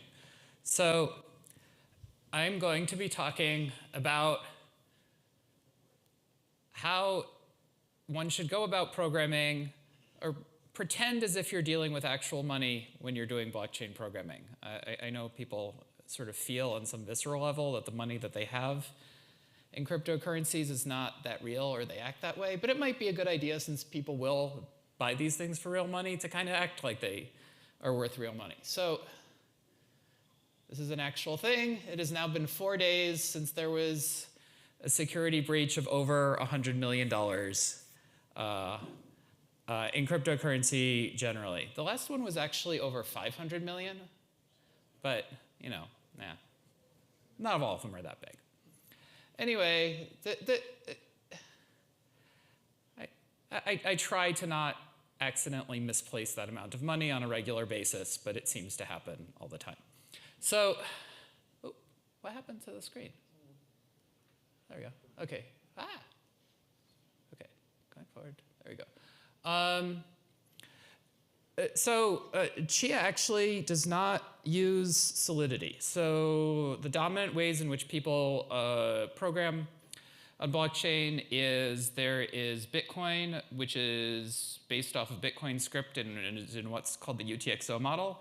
And you can't do very much in that. And there's Solidity, and the account model, which is how you program on Ethereum.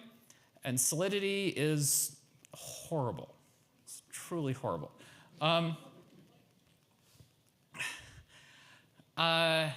It was hacked out in a few weeks based off of JavaScript. JavaScript was a language that was hacked out in 2 weeks, and it really shows. So anyway, there's this question of, can't you write bad code in any language? Well, sort of. There are languages that make it very hard to write good code and very easy. There are languages that make it very hard to write good code and easy to write bad code, and there are languages that make it very easy to write bad code and very hard to write good code. So the language does in fact matter substantially. So so some examples of ways in which this can really matter are when you're talking about memory safety. Assembly is the absolute worst. C is not quite as bad, and Rust is a lot better. So are a lot of other things. In terms of threading, there's Golang definitely encourages much better practices than Java, which is really kind of ironic because when Java first came out, it was supposed to tell everyone how to do multi-threading. I was around for that one. In terms of type coercion, something like Python is much better than JavaScript. JavaScript is one of the few languages that deprecated the comparison operator. That was really quite something. And in terms of permissioning, you have something like Java, which has built-in permissioning, and that does better for permissioning than something like Python. Now, that can also get in your way of getting any work done. But definitely on some projects, that's a big help. And then there's some data complexity. So like I just said, I was talking about the UTXO model is better than the account model. Explain why that is. And then even within one language, there's meaningful differences in terms of how you can approach writing things. You can do things completely monothreaded to get rid of your multi-threading problems. That will remove the performance benefits of multi-threading, although often the need to not context switch actually makes monothreaded programs run faster than multi-threaded ones. There's also just in terms of stability of the program as a whole, really programs that have multiple threads should have the threads work together by having queues where they pass objects to each other through those queues and pick them off the queues on the other end. That works a lot better than having locks. So that's kind of the Golang Java difference in terms of what they're trying to encourage you to do. For memory, basically anything whatsoever is better than null terminated strings. I don't know if they still even teach null terminated strings. Back in my day, people actually acted like null terminated strings were a good idea, which never made sense to me. There's coding style. In almost every language, modular code is better than spaghetti code, almost by definition. Otherwise, you wouldn't call them that. And then there's a general coding style where when you are calling something outside of your module, you want to do it either by doing message passing, where you put something onto a queue, or you actually do call other things, but you kind of clean up your own state before you call anything else. I would say over 90% of the problems that people call reentrancy problems in Solidity are from that one thing right there. So, and above all, never ever call eval. Eval, how many people here know what eval is, by the way? Show of hands. All right, oh man, you guys don't code. Eval is when you have a piece of code that you are given, it is handed to you, and you try to run it. This is extremely dangerous. A number of languages have eval. Usually, even in the languages which have eval, it is very, very frowned on to actually use it. And the only way you can safely use it is is by having, or safely use anything vaguely like it, is by having an actual sandbox where you're not simply calling a piece of code, you are putting the piece of code in what would more accurately be described as a jail than a sandbox and letting it do whatever inside of that.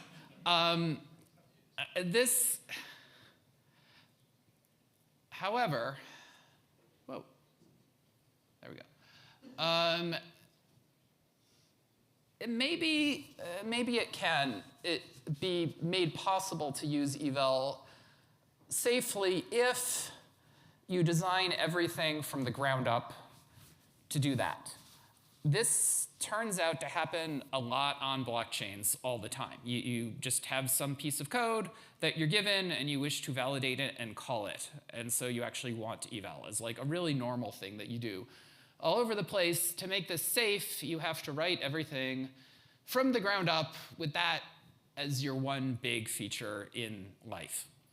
To make that happen, you basically have to make it so that there's no side effects to any code whatsoever, meaning that code doesn't change anything, it just returns values.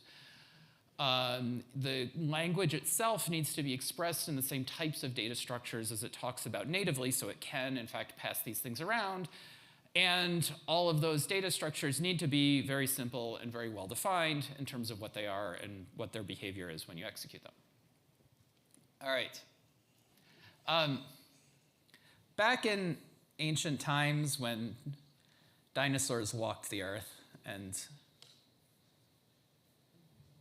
people listened to folk music, among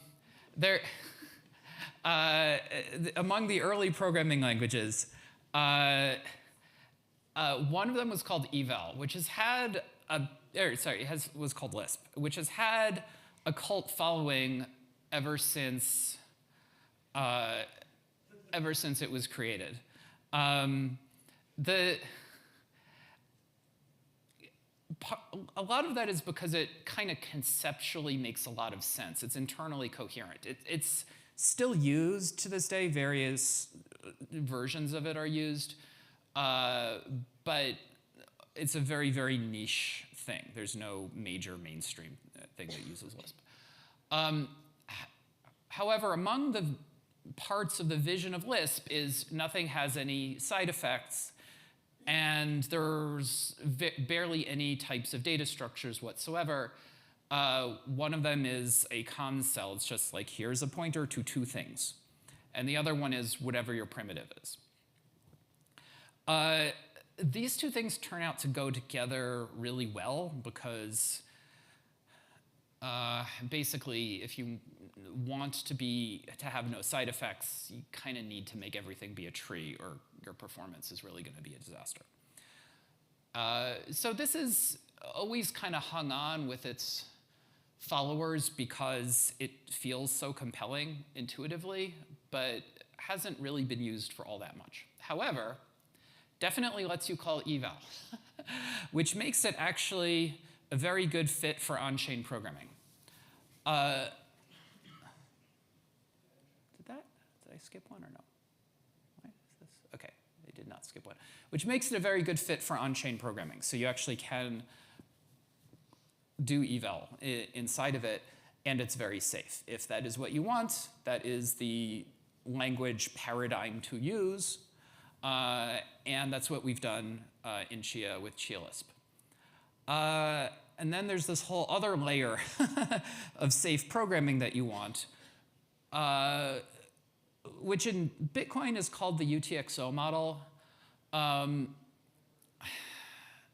We call it the coin set model, which is basically the same thing. But the idea is everything is a coin. So in Unix, there's this idea of everything as a file, and any two things that always interact in this exact same way, so you kind of always know more or less what you're getting, and everything is well protected. This is the same idea, that you have these things called coins. The life cycle of a coin is it did not exist. It comes into existence, representing a certain amount of value, and with certain rules for unlocking it. And then at some point it's spent, and that's the end. That's all it ever did. And it created new coins when it was spent, presumably, or something did with its value. So this leads to very conceptual coherence, unlike in Solidity, where you have a lot of very rich data whose semantics are not super clear, just sitting around on the blockchain all the time. And then you want coins to communicate with each other in a way where there's no ordering when interdependent coins are spent, either by sending each other messages in Chia or them being spent as part of one big transaction in Bitcoin. So those are ways in which that can be made a lot safer. This all results in the next obvious question of how do you actually do anything? Because it doesn't appear possible to actually do anything at all when you're this limited. And there are kind of these two tricks that sort of represent the Ali of on-chain programming. One of them is that you put a Merkle root in a coin, so it's not a large amount of data, but it's a summary of a large amount of data, so you can prove particular things are in the large amount of data using the hash root of the whole thing. And the other one is that you have capabilities that something can say, I am the one true copy of this thing. I am the one true instantiation of this wallet. So if you want to pay to a particular wallet, your payment can interact with that thing and say, okay, you can spend me. That's done by, in a coin, saying I need to be given information about my parents, and my parent either needs to also be this wallet, or my parent needs to be the thing that launched this wallet in the first place. And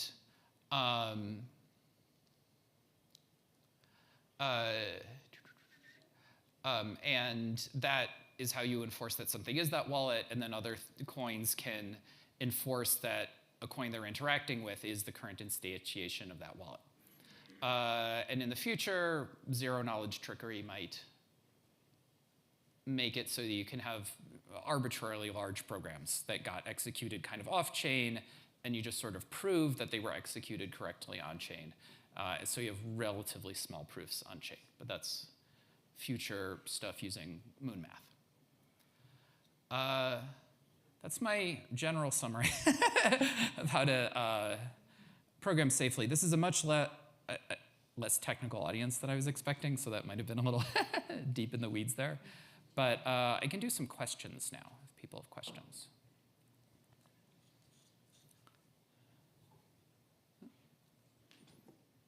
So if you have a question, you can raise your hand, and I will bring you the mic. And please say your name. And if you're a student here, you can say what program you're in. Yeah, my name is Chance Farrell. I'm an MIS student, almost done. I got a month left. I guess my question's around like the trade-offs between like language safety and ease of use. Like I'll use like TypeScript and JavaScript as an example. TypeScript's like unequivocally like a more safe way to program in the language, and there's no argument there. I think, well, maybe there's probably some. I don't know.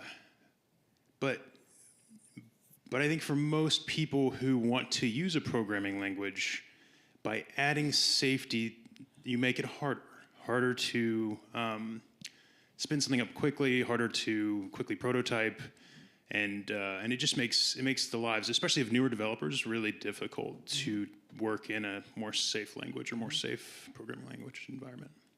Yeah, there's complicated trade-offs. So Solidity is optimized for really one thing, which is to make it so a web developer can make something that looks like it's working reasonably in an afternoon. And so you get something that was done in an afternoon. It's like, great, this is working great. Let's put $1 billion on it. I don't recommend doing that, but people do.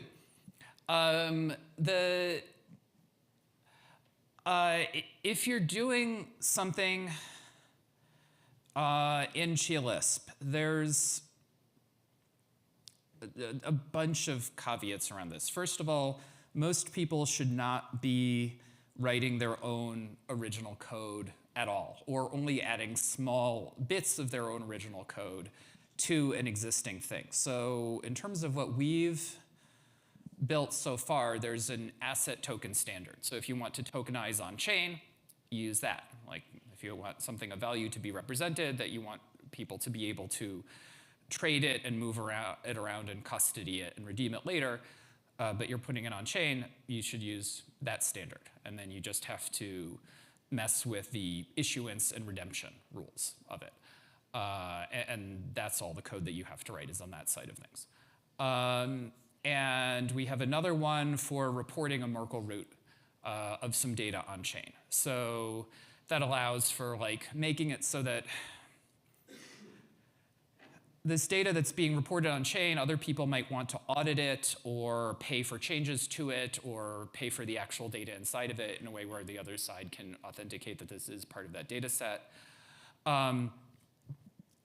This is useful for like making it so that the escrow agent doesn't have the ability to run off with the funds in the middle. It's just that the funds happen directly between the counterparties as it's happening. And actually a whole lot of other things, basically anywhere where those things that I just said happen. From what I've seen of the presentations here, I think most of them should either be using one of those two primitives, that one of which we've built, the other of which we're in the process of finishing up. And this is consistent with the potential business partners we've been talking to, existing in industry as well. For most people, for most projects, either it's appropriate to use one of those two things, or it either isn't or shouldn't be using a blockchain.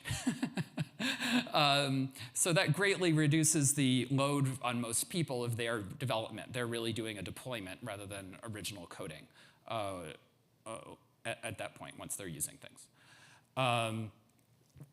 If you want to write something comparable to one of those two things yourself, right, which is getting to be like really a heavyweight thing, because now you're making something that's a much more general purpose library with much more extensive functionality, that I wouldn't characterize it as exceptionally hard to do it in a list-based environment. It does have this upfront overhead that it puts you through. However, by the time you get through all of that, when you have the final thing working, it will be vastly more, well, obviously vastly more auditable and reliable, but on top of that, much more extensible and interoperable than had you done the equivalent thing in an accounts-based model. Like any asset token automatically has a distributed exchange with other asset tokens and allows for smart coin functionality within the actual asset tokens themselves, as an example. That because you can have eval in there, you can have this kind of direct interaction with arbitrary extensions to whatever it is that you're doing. And that's something that's basically impossible in any practical way if you were doing things in Solidity. Thank you, Bram. Does somebody else have a question? Okay.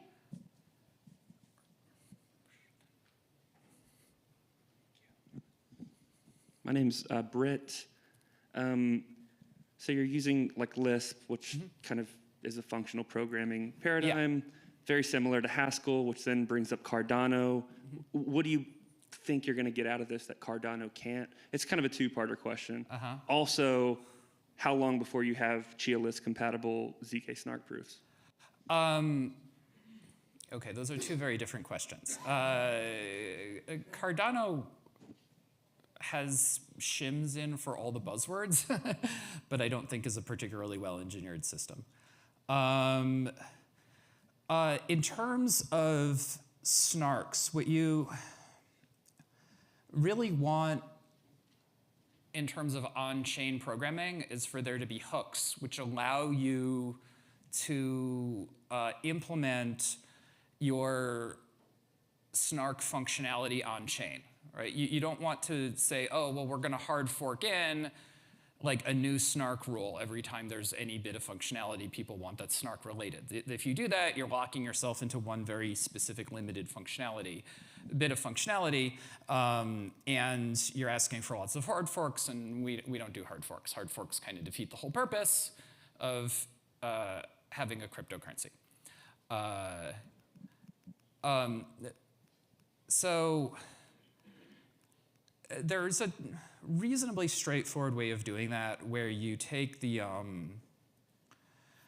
really specifically the BLS 12381 curves and make available all the operations for that, the point operations and the pairing operations for both of the groups and the combined group. Make there be new opcodes for doing all that stuff in the on-chain programming language, so then people can build whatever snark they want and write the verifiers to run on-chain. We have a plan for doing this and a way of soft forking it in. People aren't exactly breathing down our necks for it right this second. It's not like as immediate as, like for example, making it so that you have a randomness oracle available, right? So we actually have a reasonably secure randomness oracle already, in theory, available on chain because we're using verifiable delay functions. So we already went through all the work of making that work. But we haven't exposed it yet. So that's something, like that's a soft fork that people are much more likely to use very immediately because that's really easy to use. But I think we will add in that hook for those particular curves in not too long. But it's a little bit behind much more block and tackle basic implementation of basic things first. Okay, thank you, Bram. We have time for one more question. There was a hand up over here. Did somebody have their hand up over here? Okay. Oh, I'm sorry, Wes.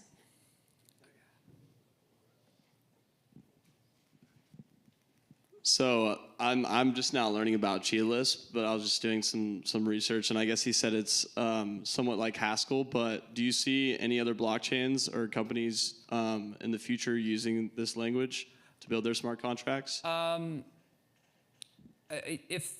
Well, actually, there was just some discussion on the Bitcoin dev mailing list talking about possibly adding in something based on this approach to Bitcoin. And that's this is the only approach that they've really discussed over there. But that's, Bitcoin moves very, very slowly, so that would be quite a while. If it does happen in not too long, most likely it'll be other projects, and it doesn't have to be blockchain projects per se. It could be anyone who has a ledger or anything like that they want to be programmatic. Anyone doing any place that's popping up, almost certainly it's just going to be them copying over our code because it would be ridiculous to go through all that work of figuring it out from scratch when you have perfectly reasonable code that you can just copy over that's open source.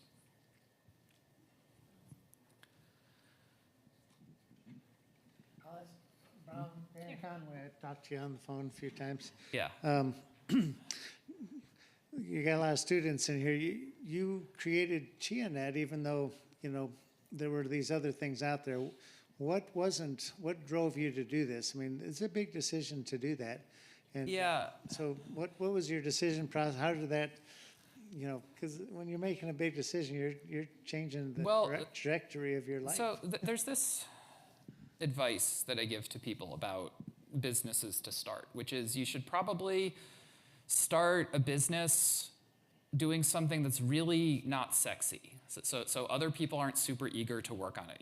Don't work on games and stuff, because too many people want to work on those, and it results in a not very well-paying industry as a result. And work on things that people are going to use at their jobs in an enterprise environment where the business model is really straightforward because they're using it at work and their employer pays for it and no one's really excited to work on this, and there's lots and lots of different opportunities because it has really good monetization. And so you can find your own little micronation, still have a pretty good business there. And do it using, kind of cutting edge tech, so there's some new opportunity, but where you're just kind of fleshing out the implementation and deployment parts of some technology that's already been proven. And whatever you do, absolutely do not go into consumer internet and do not have invent new math here anywhere on your product roadmap. And I'm a total hypocrite. I literally had invent new math here on my product roadmap, as in invent proofs of space and invent proofs of time and figure out how the on-chain programming environment works. Those were actual things on the to-do list. For me, there were just very technically motivated things I wanted to do. Like I wanted to make a cryptocurrency that didn't have so much energy waste and make something that had actually confidence-inspiring on-chain programming, and that was just not available at all at the time, and there wasn't anything particularly good waiting in the wings as a potential competitor. So that's why I did it. Of course, the reason why there weren't lots of potential competitors is because these things are really, really hard to do. But got away with it. It's a deployed system. It's out there and running, and we're at the point now where it's mostly reasonably straightforward implementation stuff. So is advice for students, I mean, I hear a lot of things going on now, multi-party computation, provable systems, you know, with smart contracts. As we standardize those things, what should be provable at what layer? Should wallets only be able to hold so much unless they have provable code behind them? If you're giving advice to students about areas to go into where you think this field is going, what would that include? Oh, well, I mean, for many people, it depends, like, what kind of a person are you? Because many of the things that I'm super interested are, like, really, really super technical and are pretty inaccessible if you're not also super technical yourself. So you get, in cryptocurrencies, there is this kind of coherent list of things that you do where there's like, well, things that exist already, like pools, and there's wallets and hardware wallets and AMMs and a bunch of things like that that are straightforward, proven, known things. We know what they are. Those aren't going to change. My general sense is, given the presentations I've seen here, that a lot of what you all are likely to mesh well with is things where it's like there is some set of data. Someone is going to be the collator of this set of data and report it on chain, and then people are going to transact based on that. Possibly with the collator, possibly with each other, something like that. And the question is, can it be implemented using what we're calling a data layer, this thing where you report Merkle root on chain? And if that can be done, that fits into my category of the tech is proven and you're just kind of implementing and deploying it. And I think there's a lot of opportunities there, some of which I saw presentations on today that are, you know, okay, yeah, that's a straightforward business, and here's the general way you would go about implementing that, where the good use of blockchain that's happening there is this reliable auditing thing. So people are auditing what's being reported, but the blockchain itself is making sure that people don't like retroactively go back on what they reported before, and whatever they report is being reported to everyone, and there's, you know, general consensus on what that value is. Okay, thanks. I'm still humming Peter, Paul, and Mary songs in my head from the days of Lisp programming back in the 70s. I'll talk with you offline on some other things. Mary's gonna. Okay. No, thank you, Dan. Okay, can we all give Bram a big round of applause? Thank you. Such an honor to have you, Bram. Now, Bram, I don't want to embarrass you, but I thought, you know, what do you get a tech genius that probably can buy everything for himself? So while I'm introducing a couple things, I'm going to have you quietly open this over here. I know you'll know what it is, and we'll hold it up, and I'd like to know how many of the audience know what this is. So I don't know, this could be a miss or a hit. I don't know, Bram, you'll let me know. I don't know what this is. Okay. All right, we have a few announcements to make, so if I could have the slides to explain the prizes. Oh, yes. I forgot, Catherine reminded me. So for our guests, if you are a mentor or from one of our judges or from industry, we are having a reception upstairs immediately following the event, and we'd love to continue our conversations. Okay, so our prize money at the opening ceremony. Toby, you've been standing for 3 hours. Are you okay? He's good. Okay. So we have a first place and a runner-up for all three tracks. And the open remote track, which we will announce first, the first place prize is $5,000 and a surprise selection of some premier NFTs that we'll tell the groups later about. And we have Steve Lupium standing right in front of my slide, so I don't know what I'm saying. And the runner-up will be $1,500 for the team and NFTs from Salacia. So Colonel Regener is from Veritex and did our Rotables use case today, but he also launched another company called Salacia. And the idea is to create an incentive program to fund projects that are helping to save our oceans. And so you will be getting NFTs from Salacia.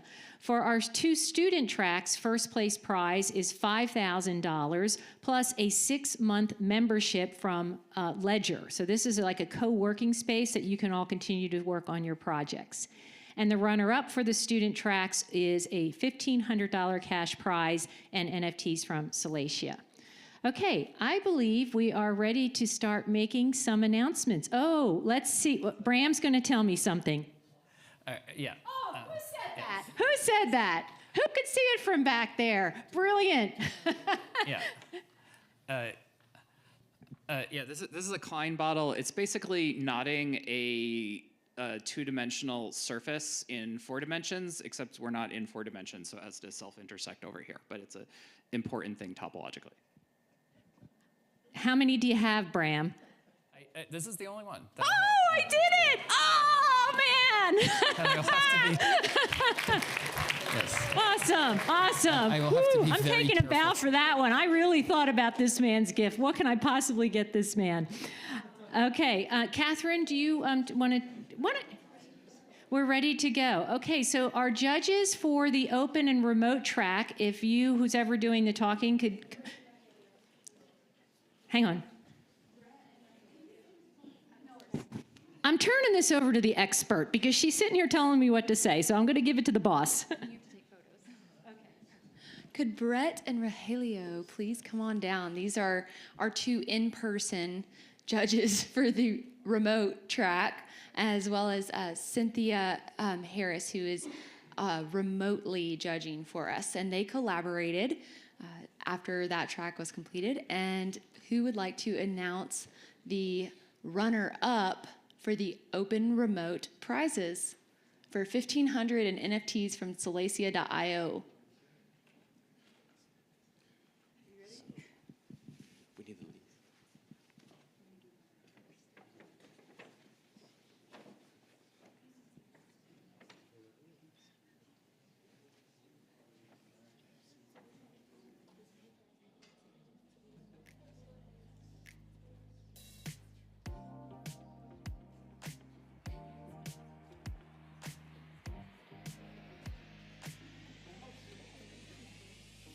Trying to get the name pronunciations right. Also, if we call your team and you do have someone here on the remote track, please come on down. We'd love to get your picture and celebrate with you. So, well, we were very impressed. Just a disclosure, we didn't have the opportunity to actually ask questions, which could probably change the outcome. But for the runner-up and the winner, I guess there was no discussion, right? So the runner-up is Bad Cake. Block Cakes. Yes, I'm sorry. I'm asking about the pronunciation.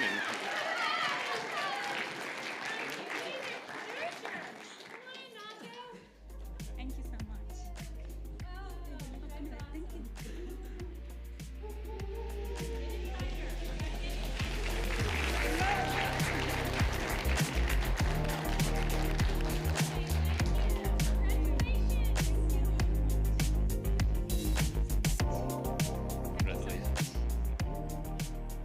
So for first place, we were really impressed with their presentation.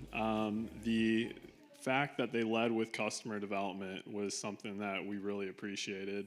And the value proposition around livestock monitoring is something that is extremely relevant, especially given the inflation print that we've all been seeing recently. So with that, come on up, Bass Chain.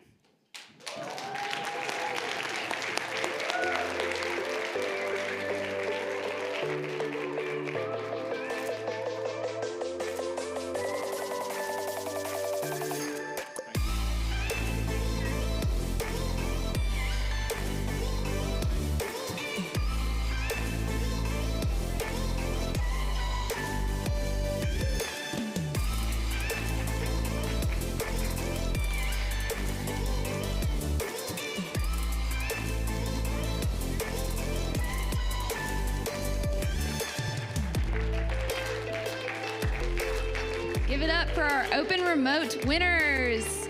Way to go. Next, we're gonna go reverse order here. Shake things up. Student Track 2, our judges from Student Track 2.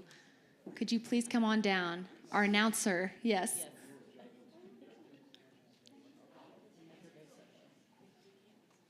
And the only difference here with the prizes, since these are the in-person track prizes, they're the same for both.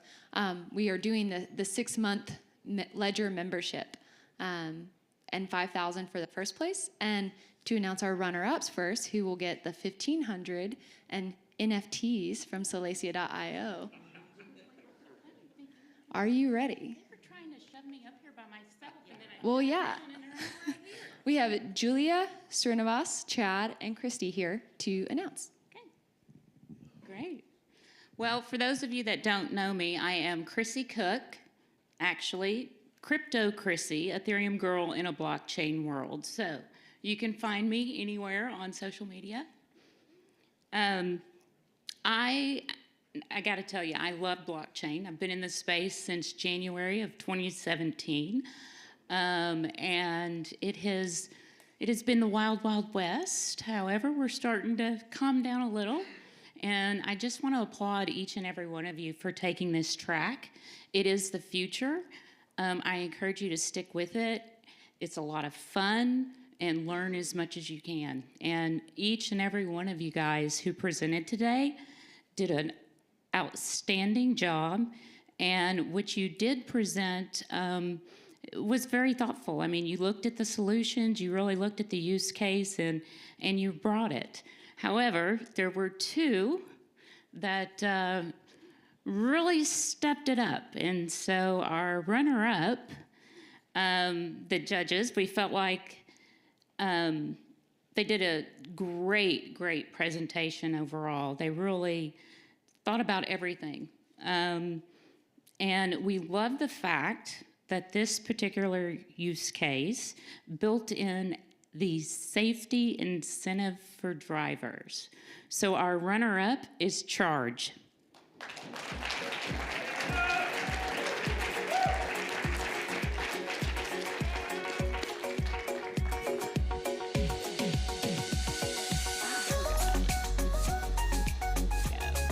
Great job.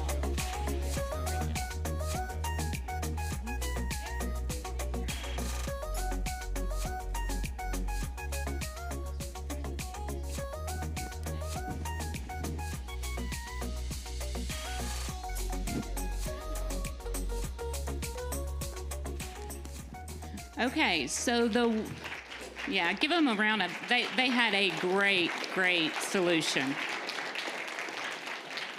Okay, so the winner of Student Track 2, we felt had the most compelling use case, could be used across multiple industries. They actually had the highest technical implementation score, and they were the highest in all but one category. And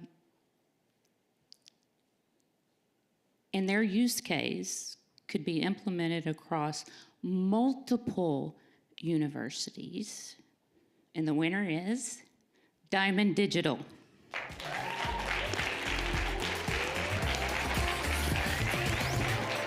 So for those of you that do not know what Diamond Digital is, I'm gonna let him tell you. Thank you. So we were working with Token Proof in a sense to start renting NFTs. We're seeing the utility become, so much bigger, and even, a Ledger membership being an NFT. If I once I graduate, if I no longer see utility in this, I can give this to one of my crypto users as well that attends the university. I'm excited to really work on this further.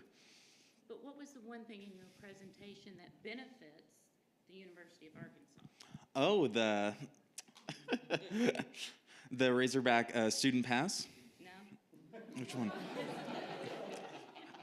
Little stage fright here. Season ticket. Oh yes, the season ticket holders. So one of the things that we talked about with that is is, if it could be something like a year after, and so these season tickets, if they're NFTs, the university could still earn money off of them being sold or traded. And so that would be able to benefit the university even afterwards. And, it'll have a lot of sentimental value. Thank you. Thank you So, yeah, you're welcome. Thank you. So in other words, all the football, baseball, basketball season ticket holders, right? The university, we can just build in a percentage into the smart contract royalty fee, right? And then the season ticket holders, when they're not using them, they can turn them into an NFT and rent their seats. Yeah. Absolutely. Thank you so much. Good job. Oh, good. All right, thank you, thank you. And now we'd love our Student Track 1 judges to please come assist us on the stage to announce the first place and runner-up winners of Student Track 1. We have Steve, Sandra, Anouk, and Dean Waller. Who would like to announce?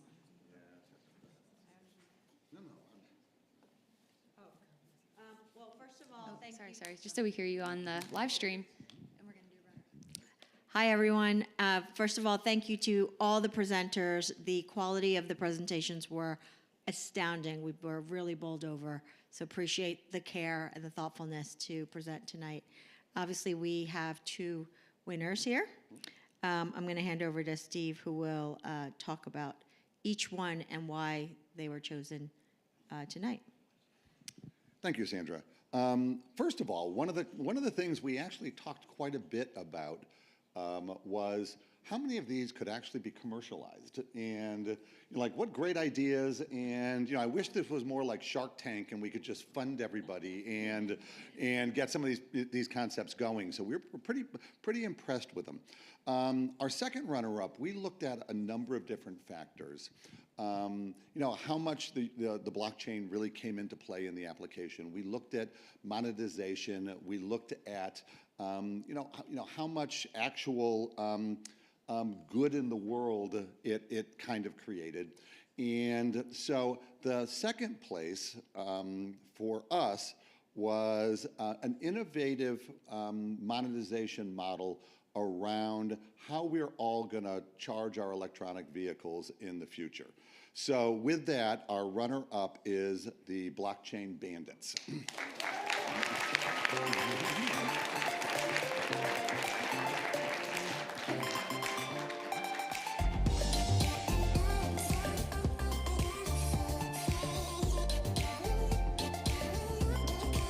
Congratulations. Great job. Great job. Come on in for a picture. Please.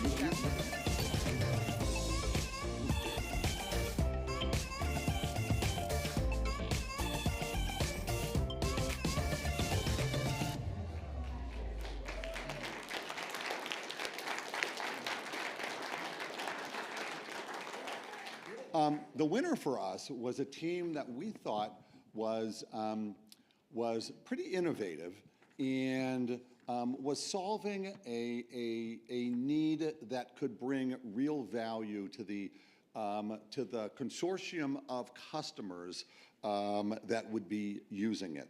And for many of us that are world travelers, we took great comfort in the product they were supplying as well too, because the winners for us developed an innovative way of dealing with airline parts, and the winner is Blazing Blockchain.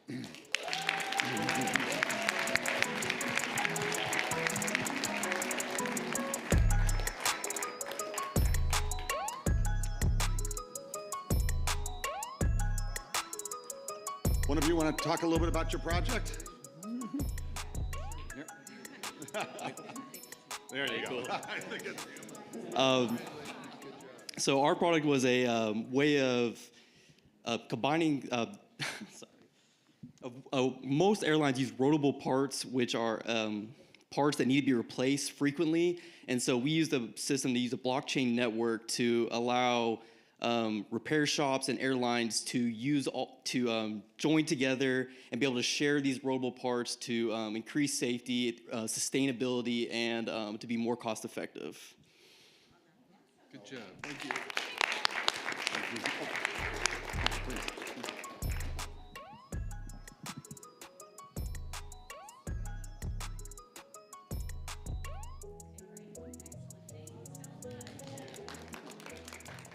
All right, let's give ourselves a hand, right? What a great night.